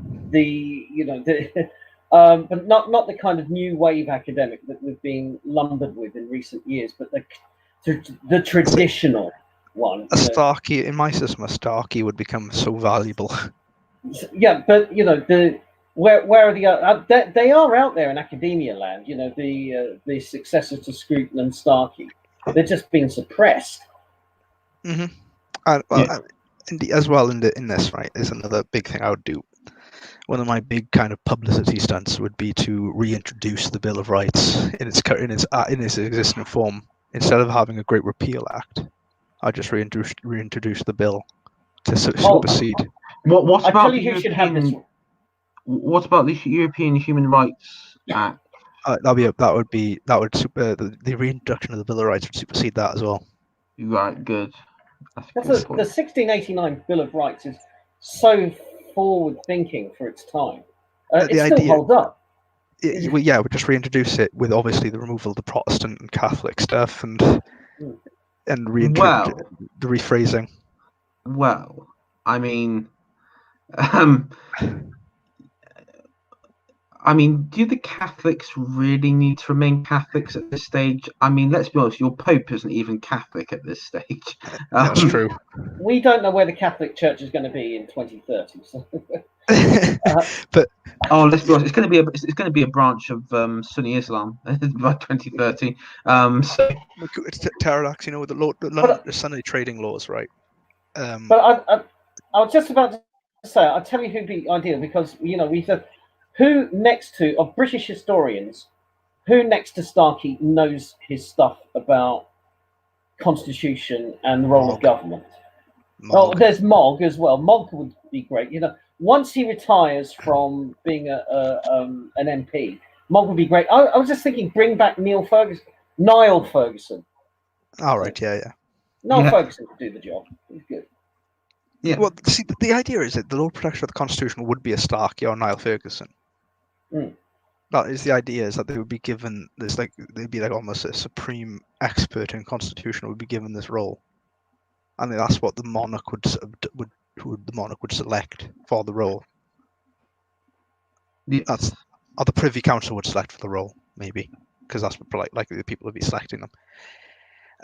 But yeah, the Acts of the Constitution, coupled with the reintroduction of the Bill of Rights, will hopefully deal with a lot of the issues we've had with free speech being taken out and all that stuff, because the idea is not to repeal all the laws they've done, it's to supersede them so they become defunct.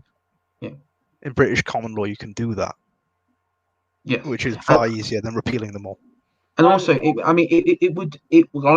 more recent example is this whole internal market debacle that's been going on, and it's been pointed out by many lawyers that it doesn't matter what the EU signed with us, because we have the internal market bills, like the actual the first bill, I guess you could say, relating to an internal market within the United Kingdom framework.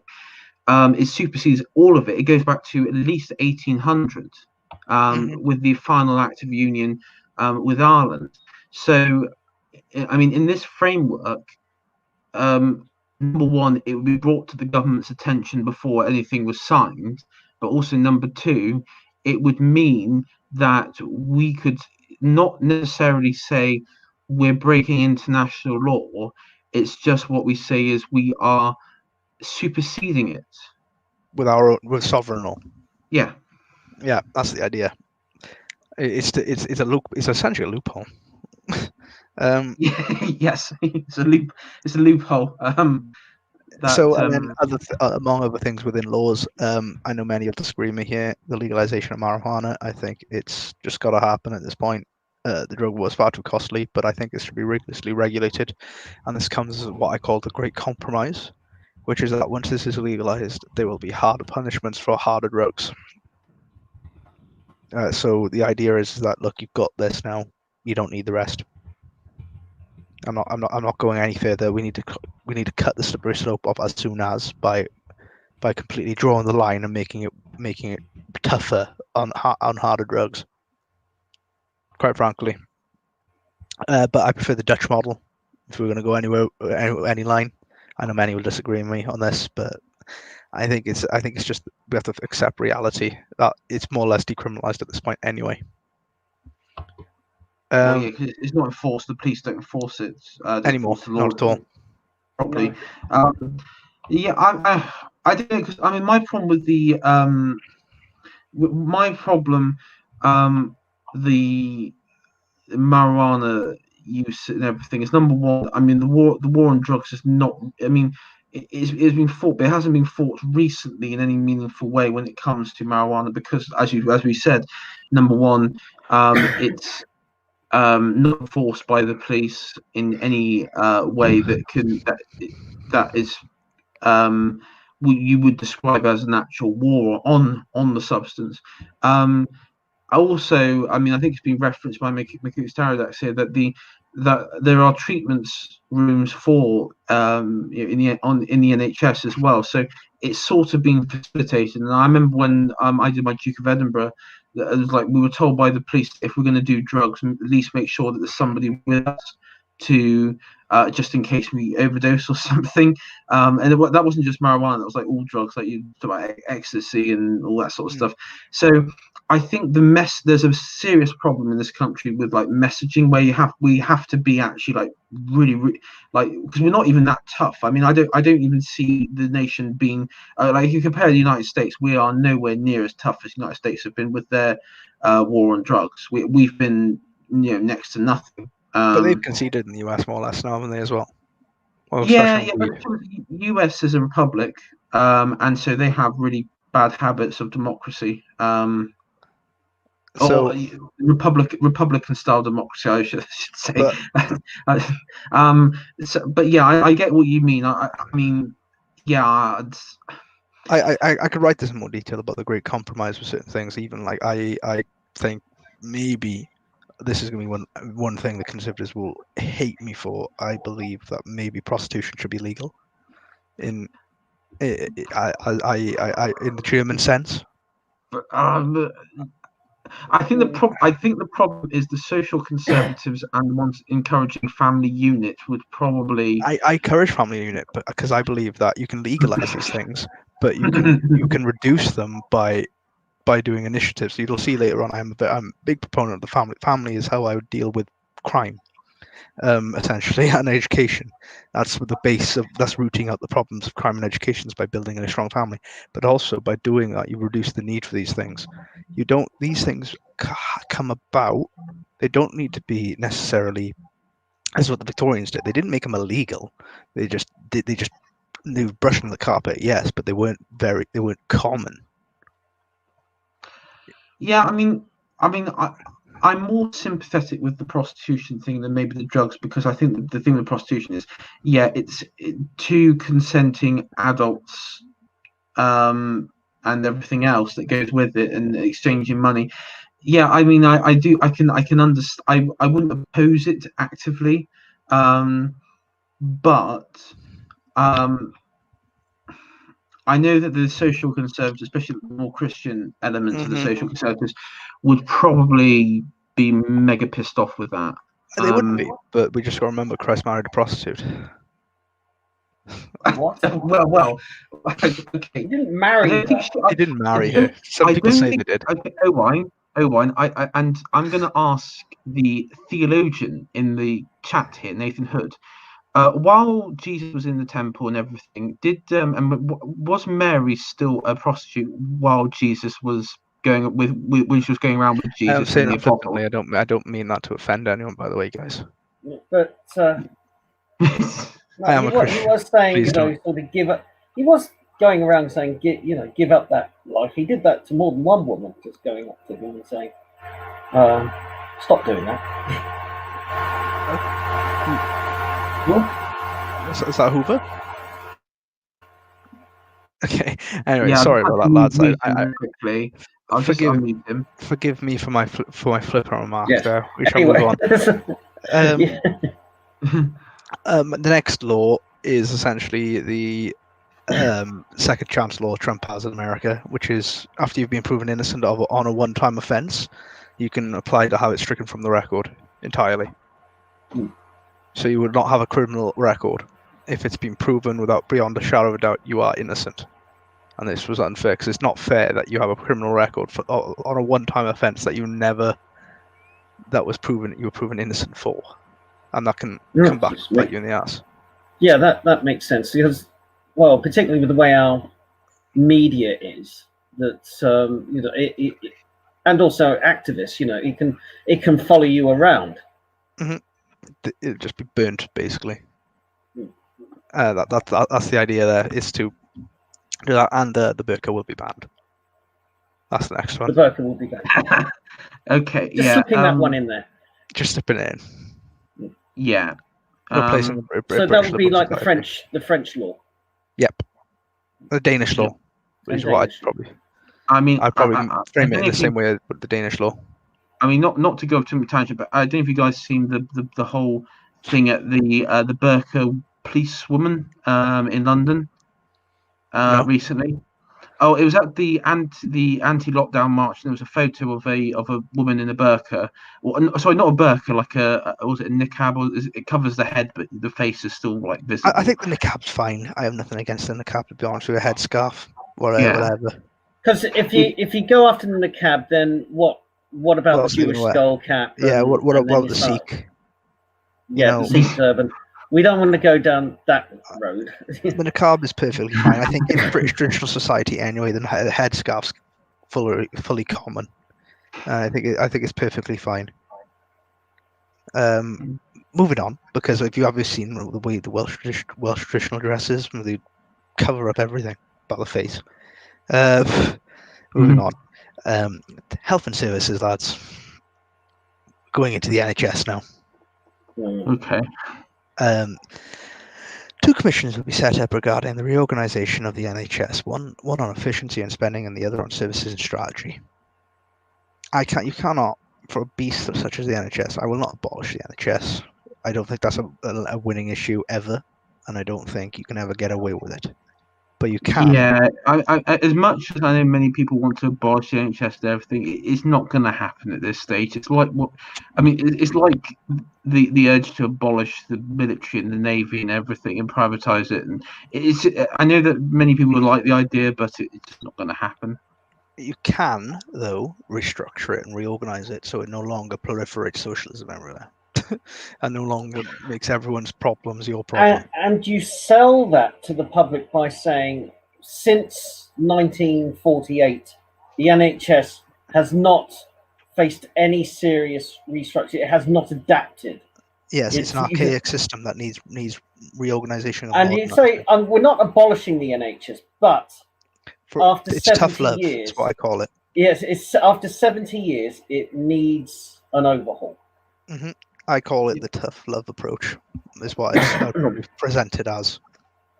It's like I'd be like, the NHS is great in some respects. I think but that's why you call it tough love. And the next is to obviously colourblind policing strategy. Get rid of whatever the report is that ruined it. What report is that? I can't remember. It's not the McPherson report, is it? I think it is the McPherson report. Yeah, McPherson report. Yeah, get rid of all that. That's gone. That's out the window. That's been defenestrated. And then all critical race theory will be banned in government institutions. Yeah. Believe it or not, that's in my second manifesto I ever did. I was ahead on the curve on that one. I mean, I'd actually, this is under health and services. I'd go one step further.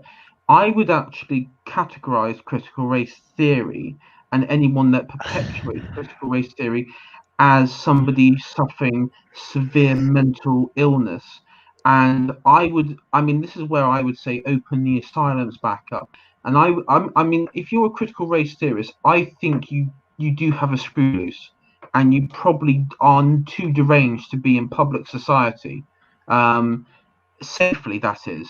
So I would be looking at like a de-radicalization program, but also treatment for this very sick and very divisive mental illness that is sweeping through the Anglosphere. Policing will be entirely localized and become more stringent. So what I want to do, I want to bring back local police stations. I want to bring back like small stations, so going forward, you'll start seeing in my kind of policy ideas is the idea of decentralization does proliferate into. I want to bring back, village primary schools, small local police stations, post offices. Hopefully that'll be done through different means, and such, because I feel that what we need is what we've done is remove all the institutions of the village away from the village. And centralize them all. We need to start bringing those back out, and especially in towns as well. And these are important points of the community that create a community that are the cement of it, and they've been removed entirely over time. So what we need to do is bring them back in there, and we need a presence of them and that'll change a lot of things. I would also suggest this is an aesthetic point, but I think it underlines a serious thing about what the police's role is. And I would say we have to redesign the uniform, because bring back the uniform. Bring back something like it, modernize it. But this was something I was watching. Peter Whittle, he was interviewing a retired chief constable, and this retired chief constable was saying that one of the problems is that the police look sloppy, black t-shirt, combat trousers. It's not a good look. They look paramilitary.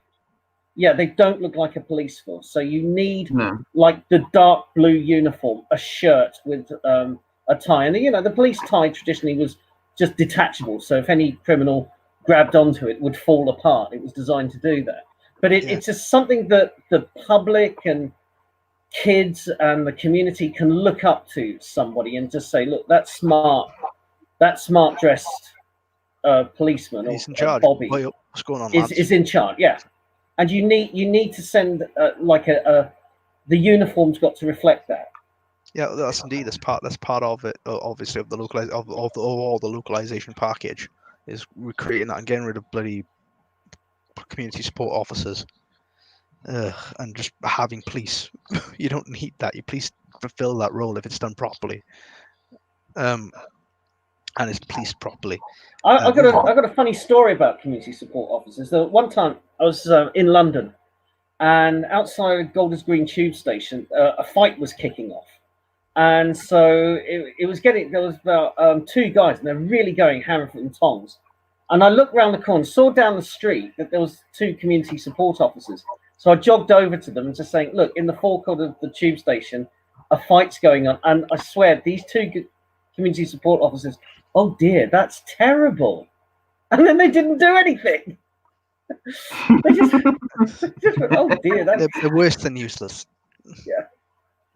Community support officers definitely need to go. I'm not proud of this at all, but when I was a teenager, a pretty naughty teenager, there was a time when we sort of were outside the swimming pool, me and my friend, two female community support officers walked past, and we massively took the piss out of.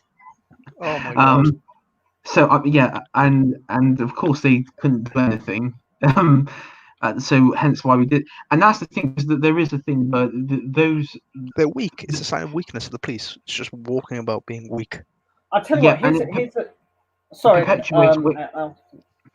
was going to say it, but what happened is it for those, for the younger generation, but also for anyone in society, it does perpetuate weakness to PCSOs, and I mean, in many ways, I would say PCSOs is what many of the Black Lives Matter defunded police have like glorified social workers. Is what the Black Lives Matter cause is centered around, really, is PCSOs.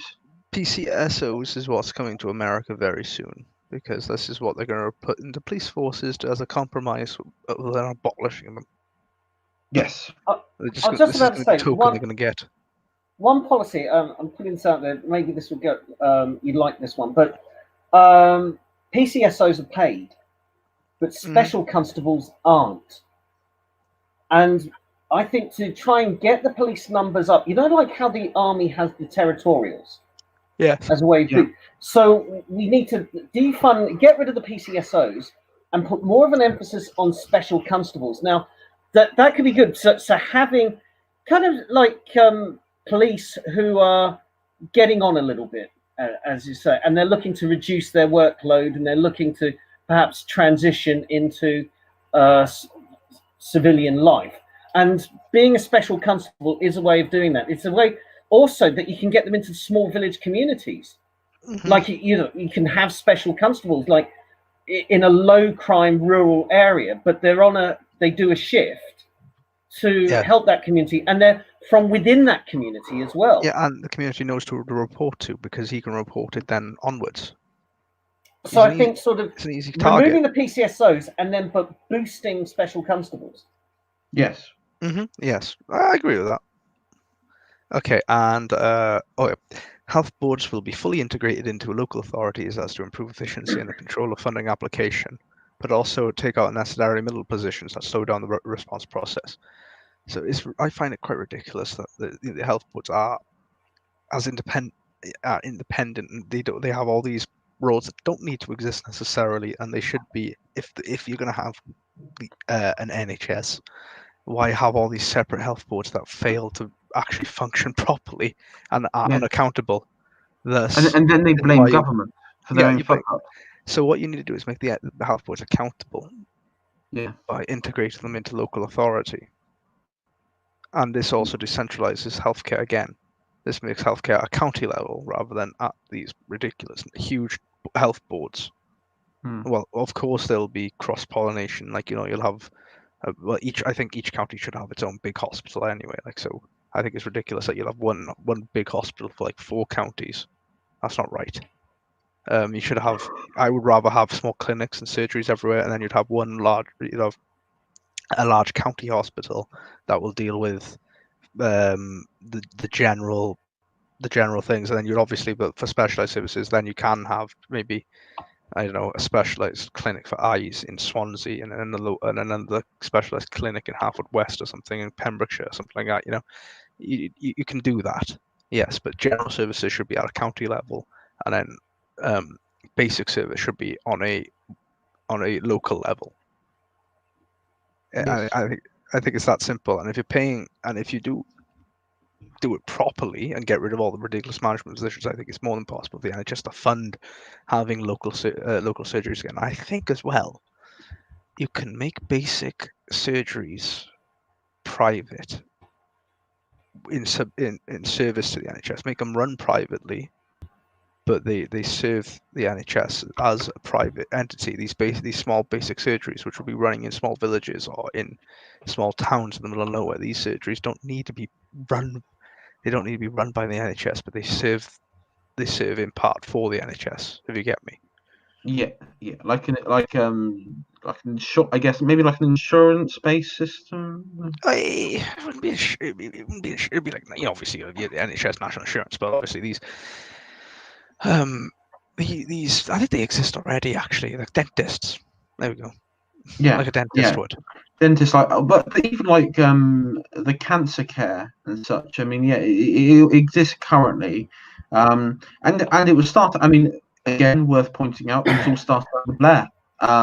The privatization of what the quote unquote left term of privatization of the NHS was started under the Blair government. So yes. Yeah, so that's health and services. That's basic points. Like I said, it's getting to more of my basic points. I think we've got foreign defense, family, education. Education is going to be a big one. Transport and environment. So I think I might breeze through a few of these. I want to get to culture as well. Okay. So we'll breeze through foreign and defense quickly. Basically, on Kansas UK, Trident will be retained, easy. And I want a, this is a big one, I want a Commonwealth Joint Naval Command. I think that the Kansas, the Australia, New Zealand, Canada, and the UK should basically have a joint navy. I don't see any reason why we have a separate navy. We can have a joint naval command. Well, we can have independent navies, yes, in theory, but we can also have a joint naval command that can operate a joint naval network that can cover and span the entire globe, as the Royal Navy would have in the past. Look, you don't want to do that because you don't want to muck about. Each one of those arms has its own proud, distinct traditions, and you do not muck about with the tradition and elan of the armed forces. What you do, however, with Kansas is create something analogous to NATO, which is, we're all, we have one mission. Okay, even though we're separate navies, but we have one mission. I guess that's what I'm doing here. But then I would think that, say, like you have a British ship in the North Pacific. I think it's entirely reasonable to have them in command of for that point. Whilst you have NATO of a Canadian. You have NATO base. commanders. Somebody from one country will command a NATO force of many different Yeah, I guess. nationalities. So I guess. you'd work on a NATO model, but it has a more global remit. Yeah, okay. No, we'll go with that. A grand army of the Commonwealth. Wouldn't it be grand? Moving on from foreign defense, that is basic stuff, guys. I like Commonwealth. That's my foreign policy. Simple as Kanzak Queen. Simple as Kansas Queen, love me US as well. Yeah. That's my foreign policy. Screw the Germans and French.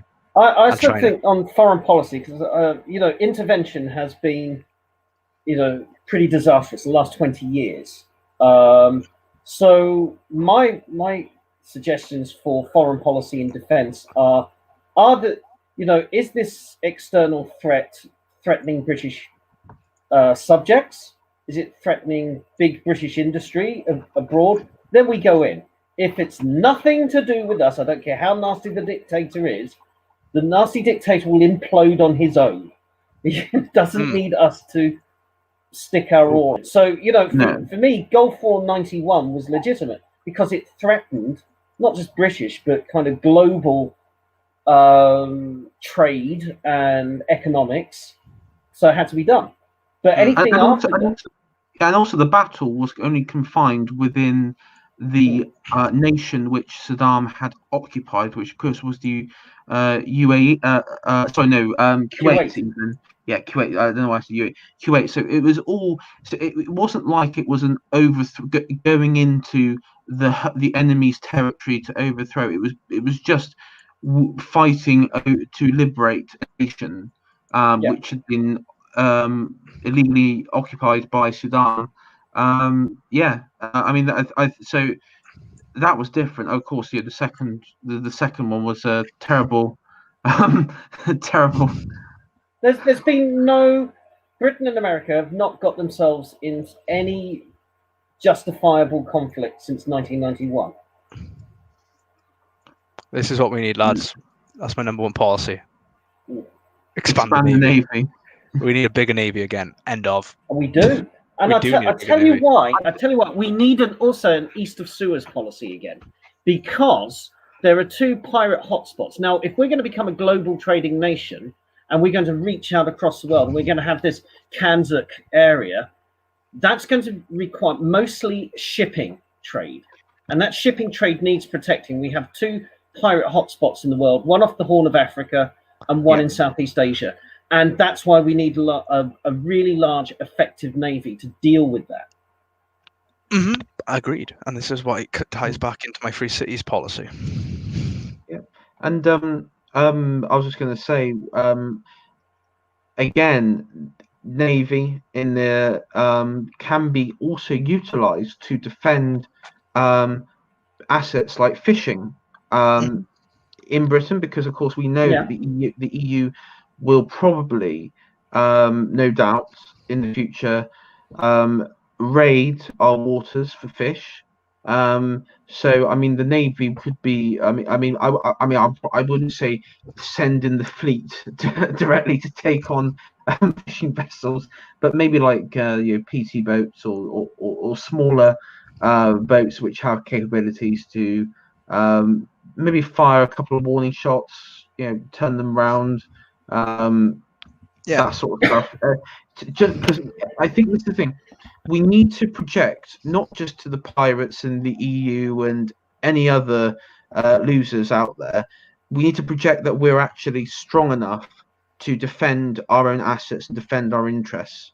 And I think a good example was with Iran. We actually did come close along the straits between Iran and Arabia, and I forgot its name now. The strait. Kuwait?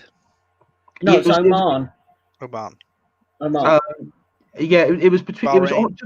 It was just off. Yeah, it was by Bahrain. It was just off the coast of Iran, and if you remember, there was I can't recall. Hijaz or something like that. Yeah, something like that. Yeah. And one of the British. No, a British ship. Yeah, a British ship was Hormuz. That's it. Thank you. Vanishing point. Hormuz, the Straits of Hormuz. Now, British owned frigate British-owned cargo ship was seized by the Revolutionary Guard, and then the following week, a frigate which went out there to patrol along the Straits of Hormuz came into contact with the Iranian Navy, who then started suggesting that the British frigate was in Iranian naval territory, when in fact it was in international territory along the trading lanes, and the frigate actually did hold its own.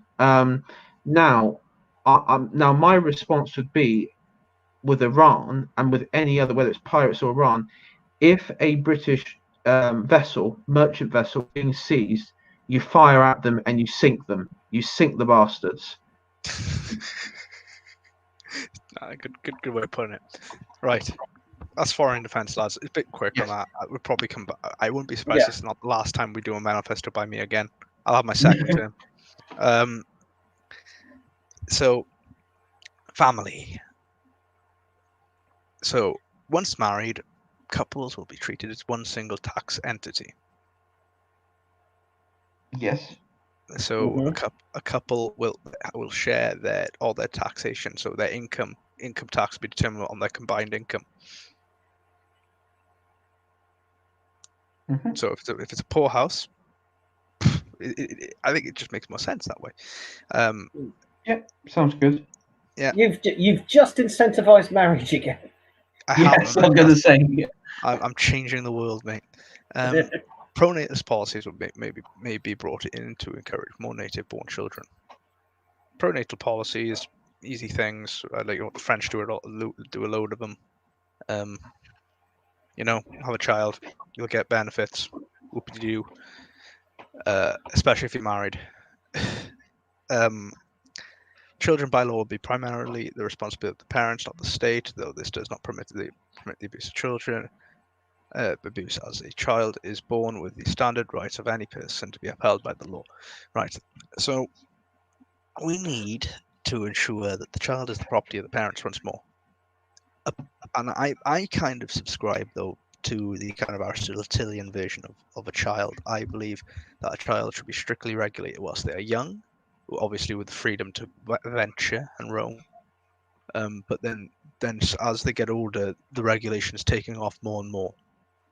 And by the time they're 16, there's basically no regulation. This is how I feel it is the best way to go about it, and because obviously this teaches from a young age manners, how to act in public, how to act amongst your peers, and then slowly, then as you get older, then you're left to fend for yourself, and you're left to deal with your own consequences, which is the result of lack of regulation. And this is kind of how I think it should be done. But obviously, just doing it this way, just by saying, look, you're the responsibility of your parents. Your parents can't blame the schools for everything. End of. Education on the benefits of a strong family unit, encouraging this will save money for the individual. More kind of repeating what I was just doing with married couple stuff. It's just trying to create strong family units. What I would call the Burkean society, the platoons, which is a big part of my philosophy, which is probably the biggest, but the idea of the society of platoons, which create then a community of a village, which create then a nation of platoons, which then creates the nation itself. This is it. This is how you create. This is how you cut crime. I reckon this is how you do it, through a nation of interpersonal connections. Well, David Lammy would agree with you 10 years ago. Would he? Yeah, he would, because because he pointed out quite rightly that single-parent household, dysfunctional households, is a good motivator that causes crime. Yeah, that's it. You're correct.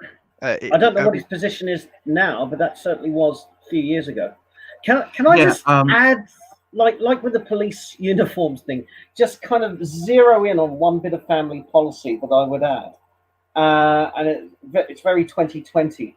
But no, it would be illegal to give children under the age of 16 hormone treatments. I thought you were going Unless that way. they are medically diagnosed as a hermaphrodite. They generally have a physical condition from birth. I would agree. I would go Yeah. further. I would go further as well. I'd have sexual education, but I would never teach to the extent they are. Basically saying, because it's perfectly not. It's preferable to be special as in homosexual or trans. Like, yeah, you can't. Yes, of course, people like that. Section 28, is it? A soft section 28. Very soft, because I think obviously you can't fight your nature if you're homosexual. That's just the way you are. You can't fight that. I think that's fine. That's natural. If you're trans, it's natural that you're inclined that way, but it shouldn't be encouraged as something someone should objectively choose to be. Yeah. If you get me. Yeah, I mean, I've said that Section 28. I've said on the previous stream with Harry, and I said Section 28 won't be coming back. Like the proper one that was introduced, where it was like all out, banned everywhere. Probably what I would do, education is, I'd actually teach children the nuance of the sexual revolution, like from the 60s, and basically, I would set it up along these sort of lines, that basically the boomers, the generation that came after the war, were basically very entitled, and so that's why you had the 60s and the culture there. The sort of worst aspects of the culture then, and then build upon that, and so they have a bit of nuance and understanding of how it all came in, and then you go along like the sort of activists, and then the pushing at open doors, and you sort of go along that route, because it's sort of all feely good, makes you all feel good about these sort of topics. So I mean, that's how I would go along teaching them, the kids, on these particular issues. Give them sort of story of why over a couple thousand years of history sort of just changed in a decade. That gives us a good segue to education. Oh yeah. Okay. The curriculum will be completely rewritten. I'm a big proponent of classical education over this modern form of education, which I think is a complete failure. I think classical education was far more successful in creating more well-rounded children and adults. I think we should probably be aiming to go back towards that form of education, to some extent, not entirely, because obviously there were some bad things about it. But we should be more looking back at that for new methods of teaching. And this comes into what I call application learning. Application learning is teaching people how to apply the knowledge they learn in school properly. I think in school, what the problem is now, people are told what things are and what they do, what things are, but they're never told how to apply what they know. And this is where it comes into it. So with math, you to learn about an application lesson to go along with that would be economics and financing. You'd learn about economic theory, loosely basic stuff, and then you would learn about how to manage domestic financing, bills, taxes, and pensions, and understand what those are and how they work early on when you're about 15, 14. So you have an understanding going forward. Hopefully this will encourage savings, and then that will also encourage better financial management going forward, and as well create more based economic students. Yeah.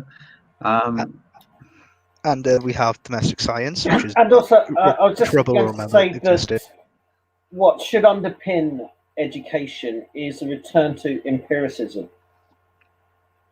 Yes, definitely. Rhubba will remember domestic science did exist back in the day.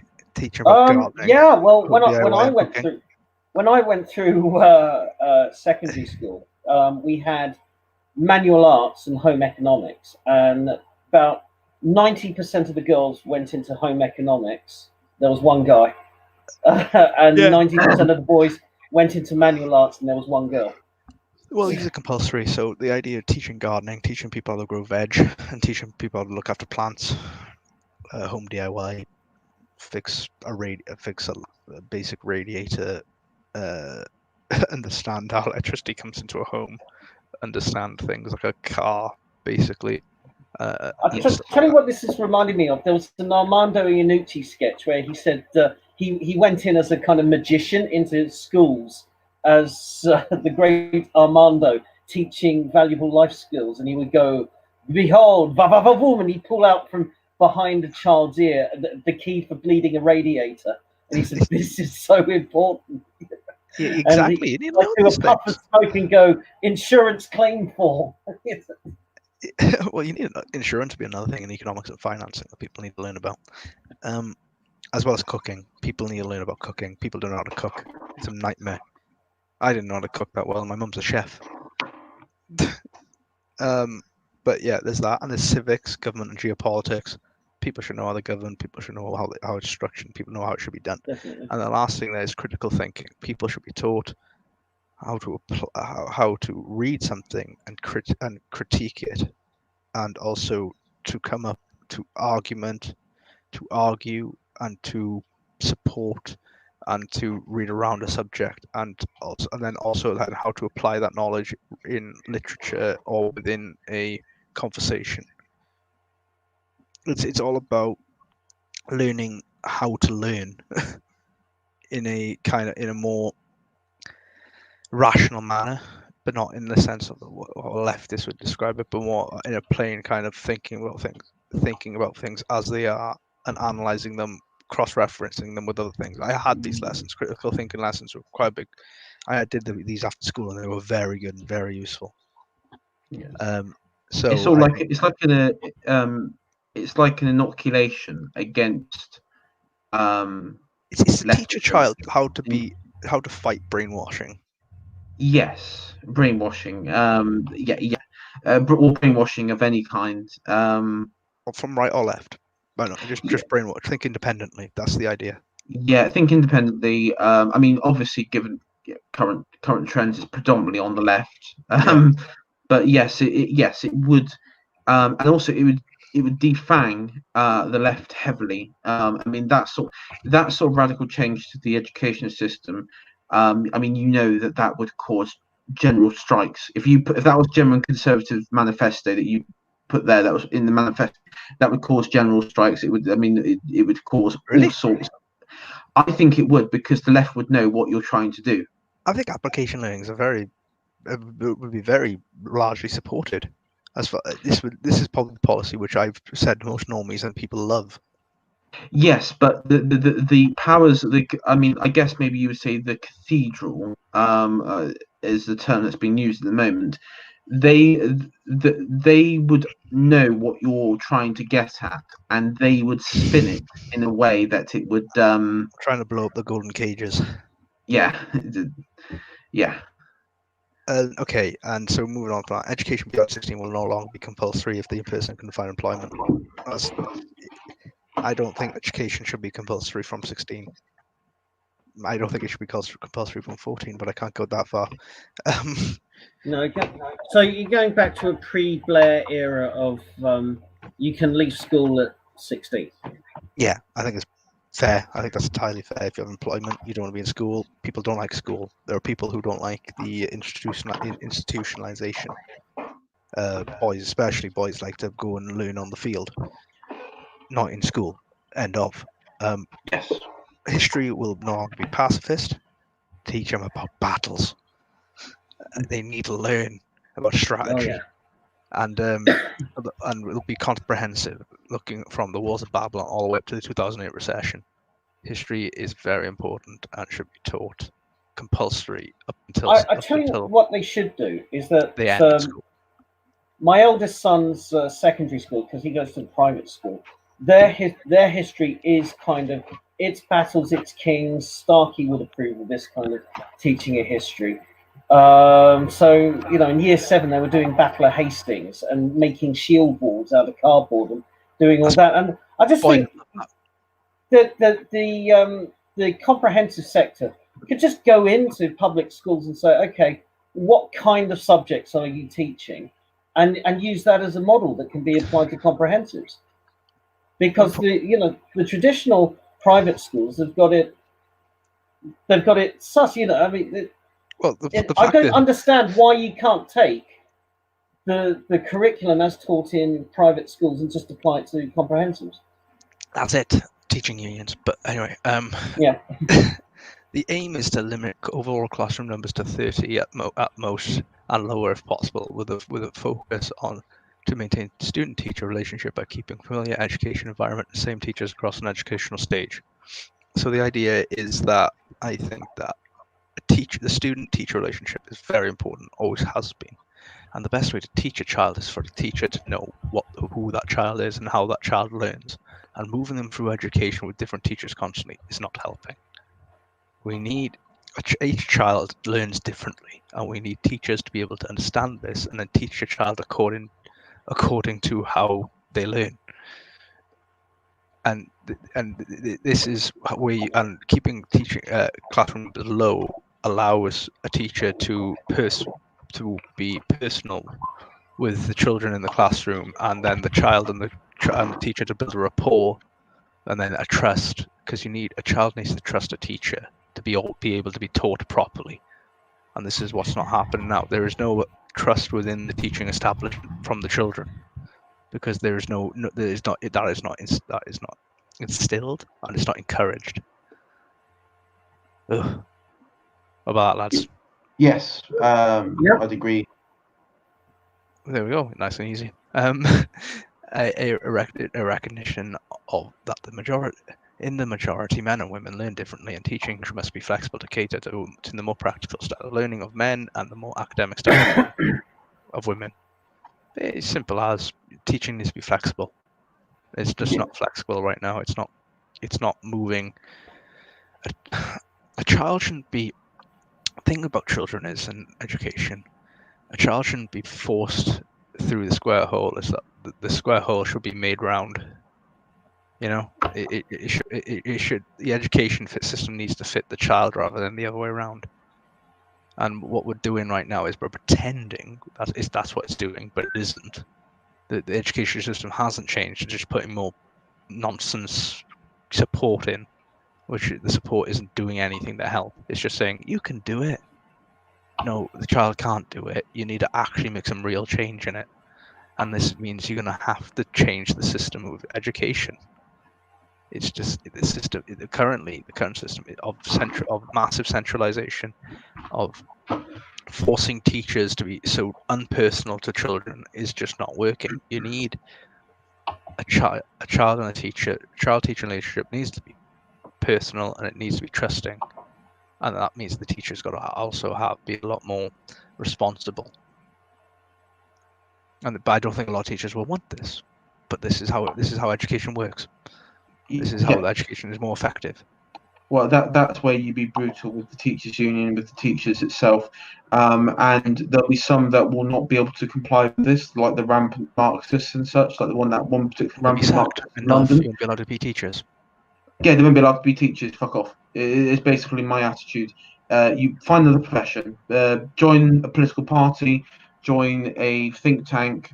Set up a private Marxist school and see how that runs. So you basically say, look, this is the curriculum. This is the way things are going to be taught. If you want the job, lump it and do the job, or you get out. End of. Good stuff. Yeah, that's how it is, lads. Yes. So that's education. Comments? No. I think it's all on point. All on board. Fantastic. Yep. No need to argue. Welfare. Didn't get much in. All right, I've run out. This is where I'm starting to run out of time a little bit. Welfare rules. Okay. I'm just going to explain how I see welfare and what needs to happen.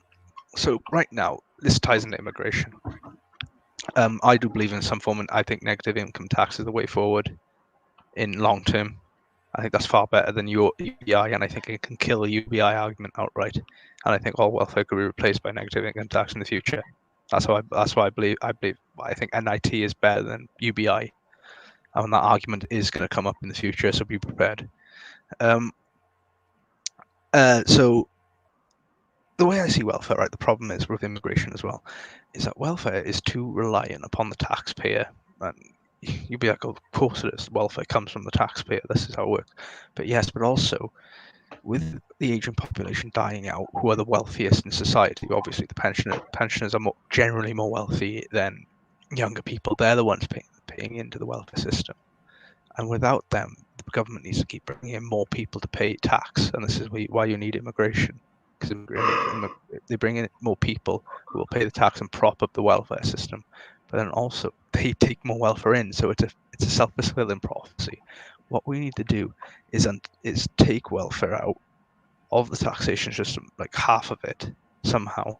And we need to make it less reliant upon taxpayers. And thus that will have a knock-on effect upon immigration, freeing up more room to restrict immigration, as well as more room to deal with things like state pension, make more savings, deal with certain certain areas like the valleys in Wales or areas of London which have become welfare sinks. We can deal with that then if we can take it out of separate it a little bit from the taxation system. And I think this can be done by making it A, more stringent, and B, more streamlined. So if we make it more stringent, the fact that we replace a lot of welfare with food stamps and vouchers, rather, so that spending can be only focused on certain areas. And so that if they wanted cigarettes or they wanted alcohol or whatever, they would need to earn and have their own disposable income. And this may mean, and the government will do what they can to support them through enterprising grants, maybe, or something like that, or with help finding employment, etc. But they need to work for their own disposable income. The government will see to it that they are given the safety net to last to that time.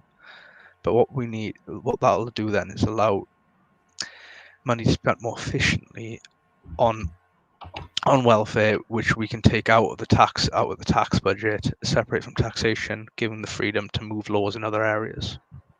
So it's all connected, and it's all a part of a long game to lower immigration, bring people out of poverty in long term. It's going to be a little bit harder. There's no doubt about that. But also it's also in the long term going to benefit far more people. The idea is that we cannot be leaving these communities like this forever. They can't stay like that. It's not sustainable. We need to create actual sustainable communities in the sense that they actually are able to proliferate wealth and prosperity and actually pass on wealth to their children, create new businesses, and provide productivity to the nation. That's welfare. Oh, that sounds good. Yeah. Thanks, lads. I don't have much. I mean, I don't have much knowledge or interest exactly on welfare. Yeah. As long as it's not my taxes, I don't. We need to change. It's all a game of incentives, as a great friend of ours would put it. It's you need to change the incentives. We need to change the incentives of society to the incentive to work. We need the incentive to work. We need the incentive to build a family. We need the incentive to be to have a vocation. We need the incentive to treat your fellow man better. We need the incentive to support the nation. We need, these are all incentives we need to rebuild, because what's happening right now is all the incentives are being gotten rid of because they've been taken out of our hands. The state says, "Oh, we'll keep doing this for you. Don't worry." What the state is doing, it is fulfilling the roles that used to be incentives for people to live their lives in certain ways, and this is what we need to roll back. Because it's changing the way people act and how people incentivize things. It's not, when it comes to ideas, right? It's not the idea itself that's the good thing. It's the process of trying to get to that idea. You may never get to that idea, but what you're doing towards getting to that idea is far better than what you would be doing if you didn't want to go do that idea. Say, for example, so say you wanted a freer market, you wanted to have the freest market you could possibly get. Well, you just keep going and going and going, and you're making it better in that sense. So but also that idea goes in the opposite direction as well. You can make things worse and worse and worse. As we see with communism, they're never going to achieve communism, but they'll keep trying to get towards it. And that can also be turned on its head and done the other way. So this is what we need to do, by changing the incentives. That's welfare. Yes. Cool. I was going to say, do you want to do transport and then we'll call it a night, and then maybe do like a part 2 follow up? We can skip transport, environment, and immigration. We talked about immigration. Yeah, I just want to go straight to culture because I have a thing in culture I want to go on. No. So we'll finish up here then. Okay. And next time we do this, I can come up with my ideas for my remit that you've appointed me to as Director General of the BBC. So I can do my. Yes. Likewise, I'll come up with the civil service reforms as well. Thank you, lads. Yeah. So, for fair use laws online, the BBC and ITV Freeview Media will be required to cover the big 5 sports: football, all internationals and home nations, and the FA Cup final, and the FA Cup, rugby union, all internationals and tournaments, cricket, at least 2 English Test matches series per year, tennis, Wimbledon, and the golf, the Open. I think sport should be available on free for everyone because this encourages a healthier society. This is an important part in lowering costs on the NHS if we're going to have one. I think there is a great argument to be said to having sport on Freeview from the NHS point of view, from the health point of view. So you would allow companies like Sky or Setanta to have the bulk of the sporting season in various sports, but there are certain tentpole events, and they have to go Freeview. Yeah, the Olympics is one of Olympics, the Open, the Olympics, all the major ones. Yeah, the Olympics, all the international tournaments in football and rugby, Commonwealth Games, Wimbledon, the Open. Yeah.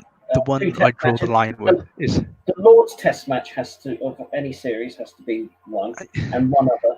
2 Test match series is I didn't know whether I should put the Ashes as it, but but I'd say just like the Lord's Test match against any nation. That's got to be free. British Grand Prix, probably throw that one in there. It's important to have these because it creates grassroots as well for these sports. Like any of the biggies that is hosted in this country. Wimbledon. Yeah. Yes, Wimbledon definitely in the Open. If it's specific to this country, it's like the main event. I'm trying to think what else. I mean, bring back jousting. And here's the thing sport. No, you say that, but I think one thing that needs to be brought back and put on BBC is the Royal Tournament. What is that? The Royal Tournament. You see, that it was the first thing that Labour got rid of in 1997, but it was the British military and the police as well, and they would put on a show at Earl's Court where they what was it? They would do things like the police would do their motorcycle display team, and then the Royal Horse Artillery would come through and do figures of 8s with carriages, and they would basically everybody in the armed services got to do their shtick for this like a tattoo show, like a tattoo. But the highlight of it was the naval field gun race, and you would have 3 teams from the 3 Royal Navy depots, and they had to disassemble an artillery piece and manhandle it over zip wires, over walls and things like that. Assemble it at the other end, fire the gun, then disassemble it and get it back the other way, and it had to be done in under 2 minutes. Go and look at on YouTube the field gun race. It's just it's terrific entertainment, but it needs to be brought back. Yeah, right. And so my final policy of the night, I've seen a pissed off action point with my last policy. I apologize, sir. But I'm not trying to make a compromise here to make a healthier, better nation, as well as a free capitalist one as much as possible. Yeah, I mean, the people in the chat need to realise that we're not a libertarian party. At the end of the day, we're not. We will sympathise with certain aspects of libertarianism, but we're not going to adopt it all out because that would be insane. You wouldn't sail with the public either, and you've got to be electable. No. Sadly, so you're stuck with roads a little bit longer. So you're going to have roads, guys. Let's just... Getting rid of capital business rates is a pretty big deal. Like, that's a big deal. He's really not happy. Anyway, last one. Biannually, the final week of July will be dedicated to a festival of Britain celebrating all that is British culture, from history to the future technology. This includes an extra bank holiday to kick off the week, opening ceremony on the bank holiday. A Sunday evening would be like a street party. That's sounding a bit like the Cult of Reason a bit. What? Biannually have a festival of Britain? Yeah, sounds like the Cult of Reason. Robespierre. have a booze up on a Sunday night. Celebrate with your Union Jacks. Come on, what's the problem with that? Well, we might as well just bring back the British Empire Day, or the Empire Day. I'm doing this, but in a different way. AI, come on. Okay, fine. As long as the left cannot subvert and create like some bizarro Robespierre even esque Jacobin spin to it, which would eventually end up in pure socialism.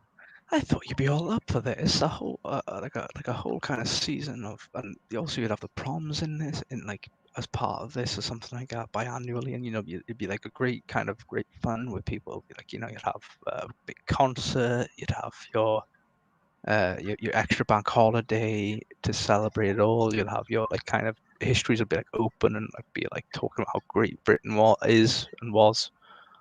But it could be It could be I'm all up for festivals, but as I think Makutas Pterodax says, I can imagine it being hijacked. Do you remember the old Festival of Britain? That's what this is.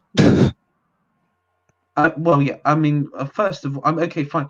If I was going to do Festival of Britain, agree to it, it would have to be you'd have to have festival marshals to administer and sort of check the festival. So things like the rainbow flag or EU flag automatically boots up festival grounds, maybe even a fine for public order offence, something like that. Okay. It's going to be that bad. Okay, it's going to go that far. There we are. I'm not going to argue. I thought that'd be a very popular policy, but there we are. All right then, lads. That's my manifesto. What do you think? Yeah, I like it. Yeah. I think it's very conservative, which is good because it's probably the most conservative manifesto I think probably you can put out there. No doubt, though. I guess for the average leftist, this manifesto would be pure Mein Kampf level content. But I don't know about that. But the thing is that they would have to say, "Oh, it's terrible," and go, "Why?" People get to keep their money. People get to keep their money. Free speech, critical thinking. Oh my God, it's all so awful. And people think it for themselves. The idea is that you just enshrine, what we as a culture would see as basic, and then the leftists then will reveal their true colours in opposition to it. Yeah, what they would do is, I can hear Owen Jones now saying that Oh-wine would let millionaires run rampant throughout society, and there'd be poor, sort of workhouses, and it would just. I can hear it now going along this massive emotional tirade. I can be emotional. I can do it right back. I can. Really maybe we do need to do some of that bit back at them. I've been trying to perfect the emotional argument for conservatism for quite a while, especially on a lot of these points. Yeah, I think really have. culture. I think culture. You definitely do get really emotional on. I think that'd be like the strongest point. I mean, when it comes to economics, it's a bit hard to be a bit emotional. I Apart from agree like, on like people keep out on businesses and small businesses. I can get emotional on that. I can get emotional on the family. I can get emotional on, especially on on localism. I can really build the village up and be like, we need the village. yes. We need the pub. I all say that we need stuff. Sunday trading laws back. I'm half and half on Sunday trading laws. I'll be honest with you. I can see why they existed, because I think there should be a day of rest for everyone. I think the current compromise is fine. I think 4 o'clock is a fine call-off point. I said to somebody who said, "Oh, Sunday should be like any day of the week," and I go, "You've got 10 till 4, right? What can't you do in that time period? Tell me what shopping trip takes longer than 6 hours?" Oh, You've never been to Cribs Causeway then on the weekend then? I've lived in Bristol 4 years and I never went to Cribs Causeway. Well, you missed. I mean, it's okay. I mean, I used to go there for the Waterstones. All right. I don't know if it's still there. It probably isn't. But well, Cabot was good enough in the centre. I loved Cabot. Like, very nice shopping centre. Yeah, there's a massive like slut shop in Cabot now. It's like a massive building where they just sell Victoria's Secret. Yeah, it's a massive slut shop. Yeah. Again, those sort of shops should be pushed into the back alleys. They shouldn't be in public sight, because it's all part of the conditioning that goes on into young girls. I mean, placing certain business like those sort of business, they have to be sort of hidden away from public view almost. I agree. By the way, as well. Okay. I'm going to betray my age. What is a slut shop? That's my term on like shops which sell raunchy clothing, basically. Right, lads, I gotta call it. Oh, it sounds like Camden Market. So yeah, and obviously no, and I will not take off my jack boots. We will have order in this new society, conservative society. Laying the foundation of a very liberal society, proper liberal society. Classically liberal society. Yeah, that's what I'm trying to do here, lads. Well, I think we've come up this evening with the closest thing to a liberal society that you're going to get. And so basically, all the liberals whining in chat, get on board, or either embrace conservatism, or or embrace the current modernist societies. You're cool, guys. What we are, right? We're not. We are. What did I say then? We're not. We are the next stage. If we're going to go, we will be the first step, a stone in the beginning of the movement rightwards. Yes. This is what you need to do. This is something that is acceptable today. Well, these are some policies that are acceptable today to the layman, which you could present realistically. You know, it's the Communist Manifesto. This is why you lose. You could present any section of your manifesto into a local party meeting and just go, what is there to complain about? Or the type of person in the Conservative Party I detest the most, which are the researchers, and just go, all right, what's your objections here? What's your objections there? And you would soon flush out the Prosecco's. You would soon, and then you put the Prosecco's on the spot and go, well, what's the problem? And they would flounder, and then have to confess that they're thinking like Blairites. This is what I say to Vanishing Point, though. He says this is like a communist manifesto, but it'd be less communist than what we have now. Think about it. Well, the only communist bit is basically me enforcing keeping rainbow flags and EU flags out of pro-British venue halls. I mean, if that's communism, then fine. I'll go with it. I mean, I think it was our sport thing that really pushed him over the edge. oh yeah, well maybe, yeah, and yeah, probably was. Yeah, but I mean, there is a big movement in our circle against defunding the BBC. So against defunding. Why?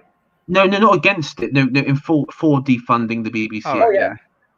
Yeah. Oh yeah. Yeah. And obviously, depending on what Charles Moore and what happens with him and the takeover there, we shall see. Yes. Well, this manifesto has been written by me, and I present it to the House. I present it to the House, ladies and gentlemen. Present it. Well, thank you very much. I think, as I said, I think this is a very promising manifesto. I mean, it's definitely better than what was produced probably the last two elections, especially like the 2017 one. That one was complete wank. Yeah. Peak, what was it? Peak, what was it? Rod Liv says peak wank. Peak wank. Peak wank. Yeah, it's probably peak wank. So yeah, I mean, it was, yeah. I think it's I think on the economic stuff, it's very strong. And I think the majority, like at least over 50% of the membership would probably agree with everything in the manifesto. Especially, well, I mean, Prosecco's and all liberals and the quote unquote one nation conservatives would probably have a few issues in some areas, but I think on the whole, I think there would I think the membership at large would agree with the manifesto. And one final thing, I think it was just Fez just said he's been thinking becoming a con member for. First question: how responsive are MPs to the membership? When did you last manage to rake your MP across hot coals? When last managed to steer policy? It depends where you live. If you live in a non-conservative constituency, then of course, I mean, and you're a member, then there's nothing much you can really do because obviously you've got conservative MP. Personally, my MP is not that responsive. You have to sort of get to him in person, and then you can grill him. But the trouble is, he's a very fast walker, so you have to be a fast walker as well. MPs are very responsive, though, if they have a good office. Yeah, if they're good. I mean, by and large, I mean there are conservative MPs who are very responsive, like on Twitter and emails and such, and do get back to you. But you have to be really engaged to drive policy. Yeah, I mean, you have the Conservative Party forum. You can get involved with that. That's what I've got. You've also got like first, lads. Yeah, I was going to say wrap up, but yeah, you got various things you can go through, but you have to join the party to find out. It's like Mason's stuff. It's all secret, and you have to join to find out. So anyway, thank you both gentlemen for coming on. I'm going to show just one final thing. Both Discord servers, British Museum and the Basket Weavers, in the description, and oh yeah, check out Saffron's stickers on Etsy.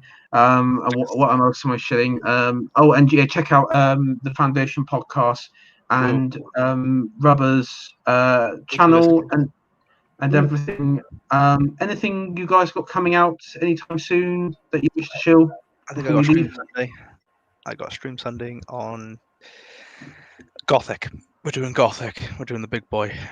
The big boy Gothic architecture. Yeah, go check that out. That'll be quite interesting one to watch. And is it Anakin, Cringewalker, and Pharaoh?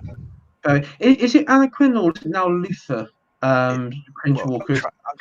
We've tried to get him to rebrand as Luther Knight because I want to get rid of the Cringewalker and Anakin stuff. I tried, but he doesn't want to, so it's still Anakin Cringewalker. But it's not really, when you're trying to do a really serious architecture stream.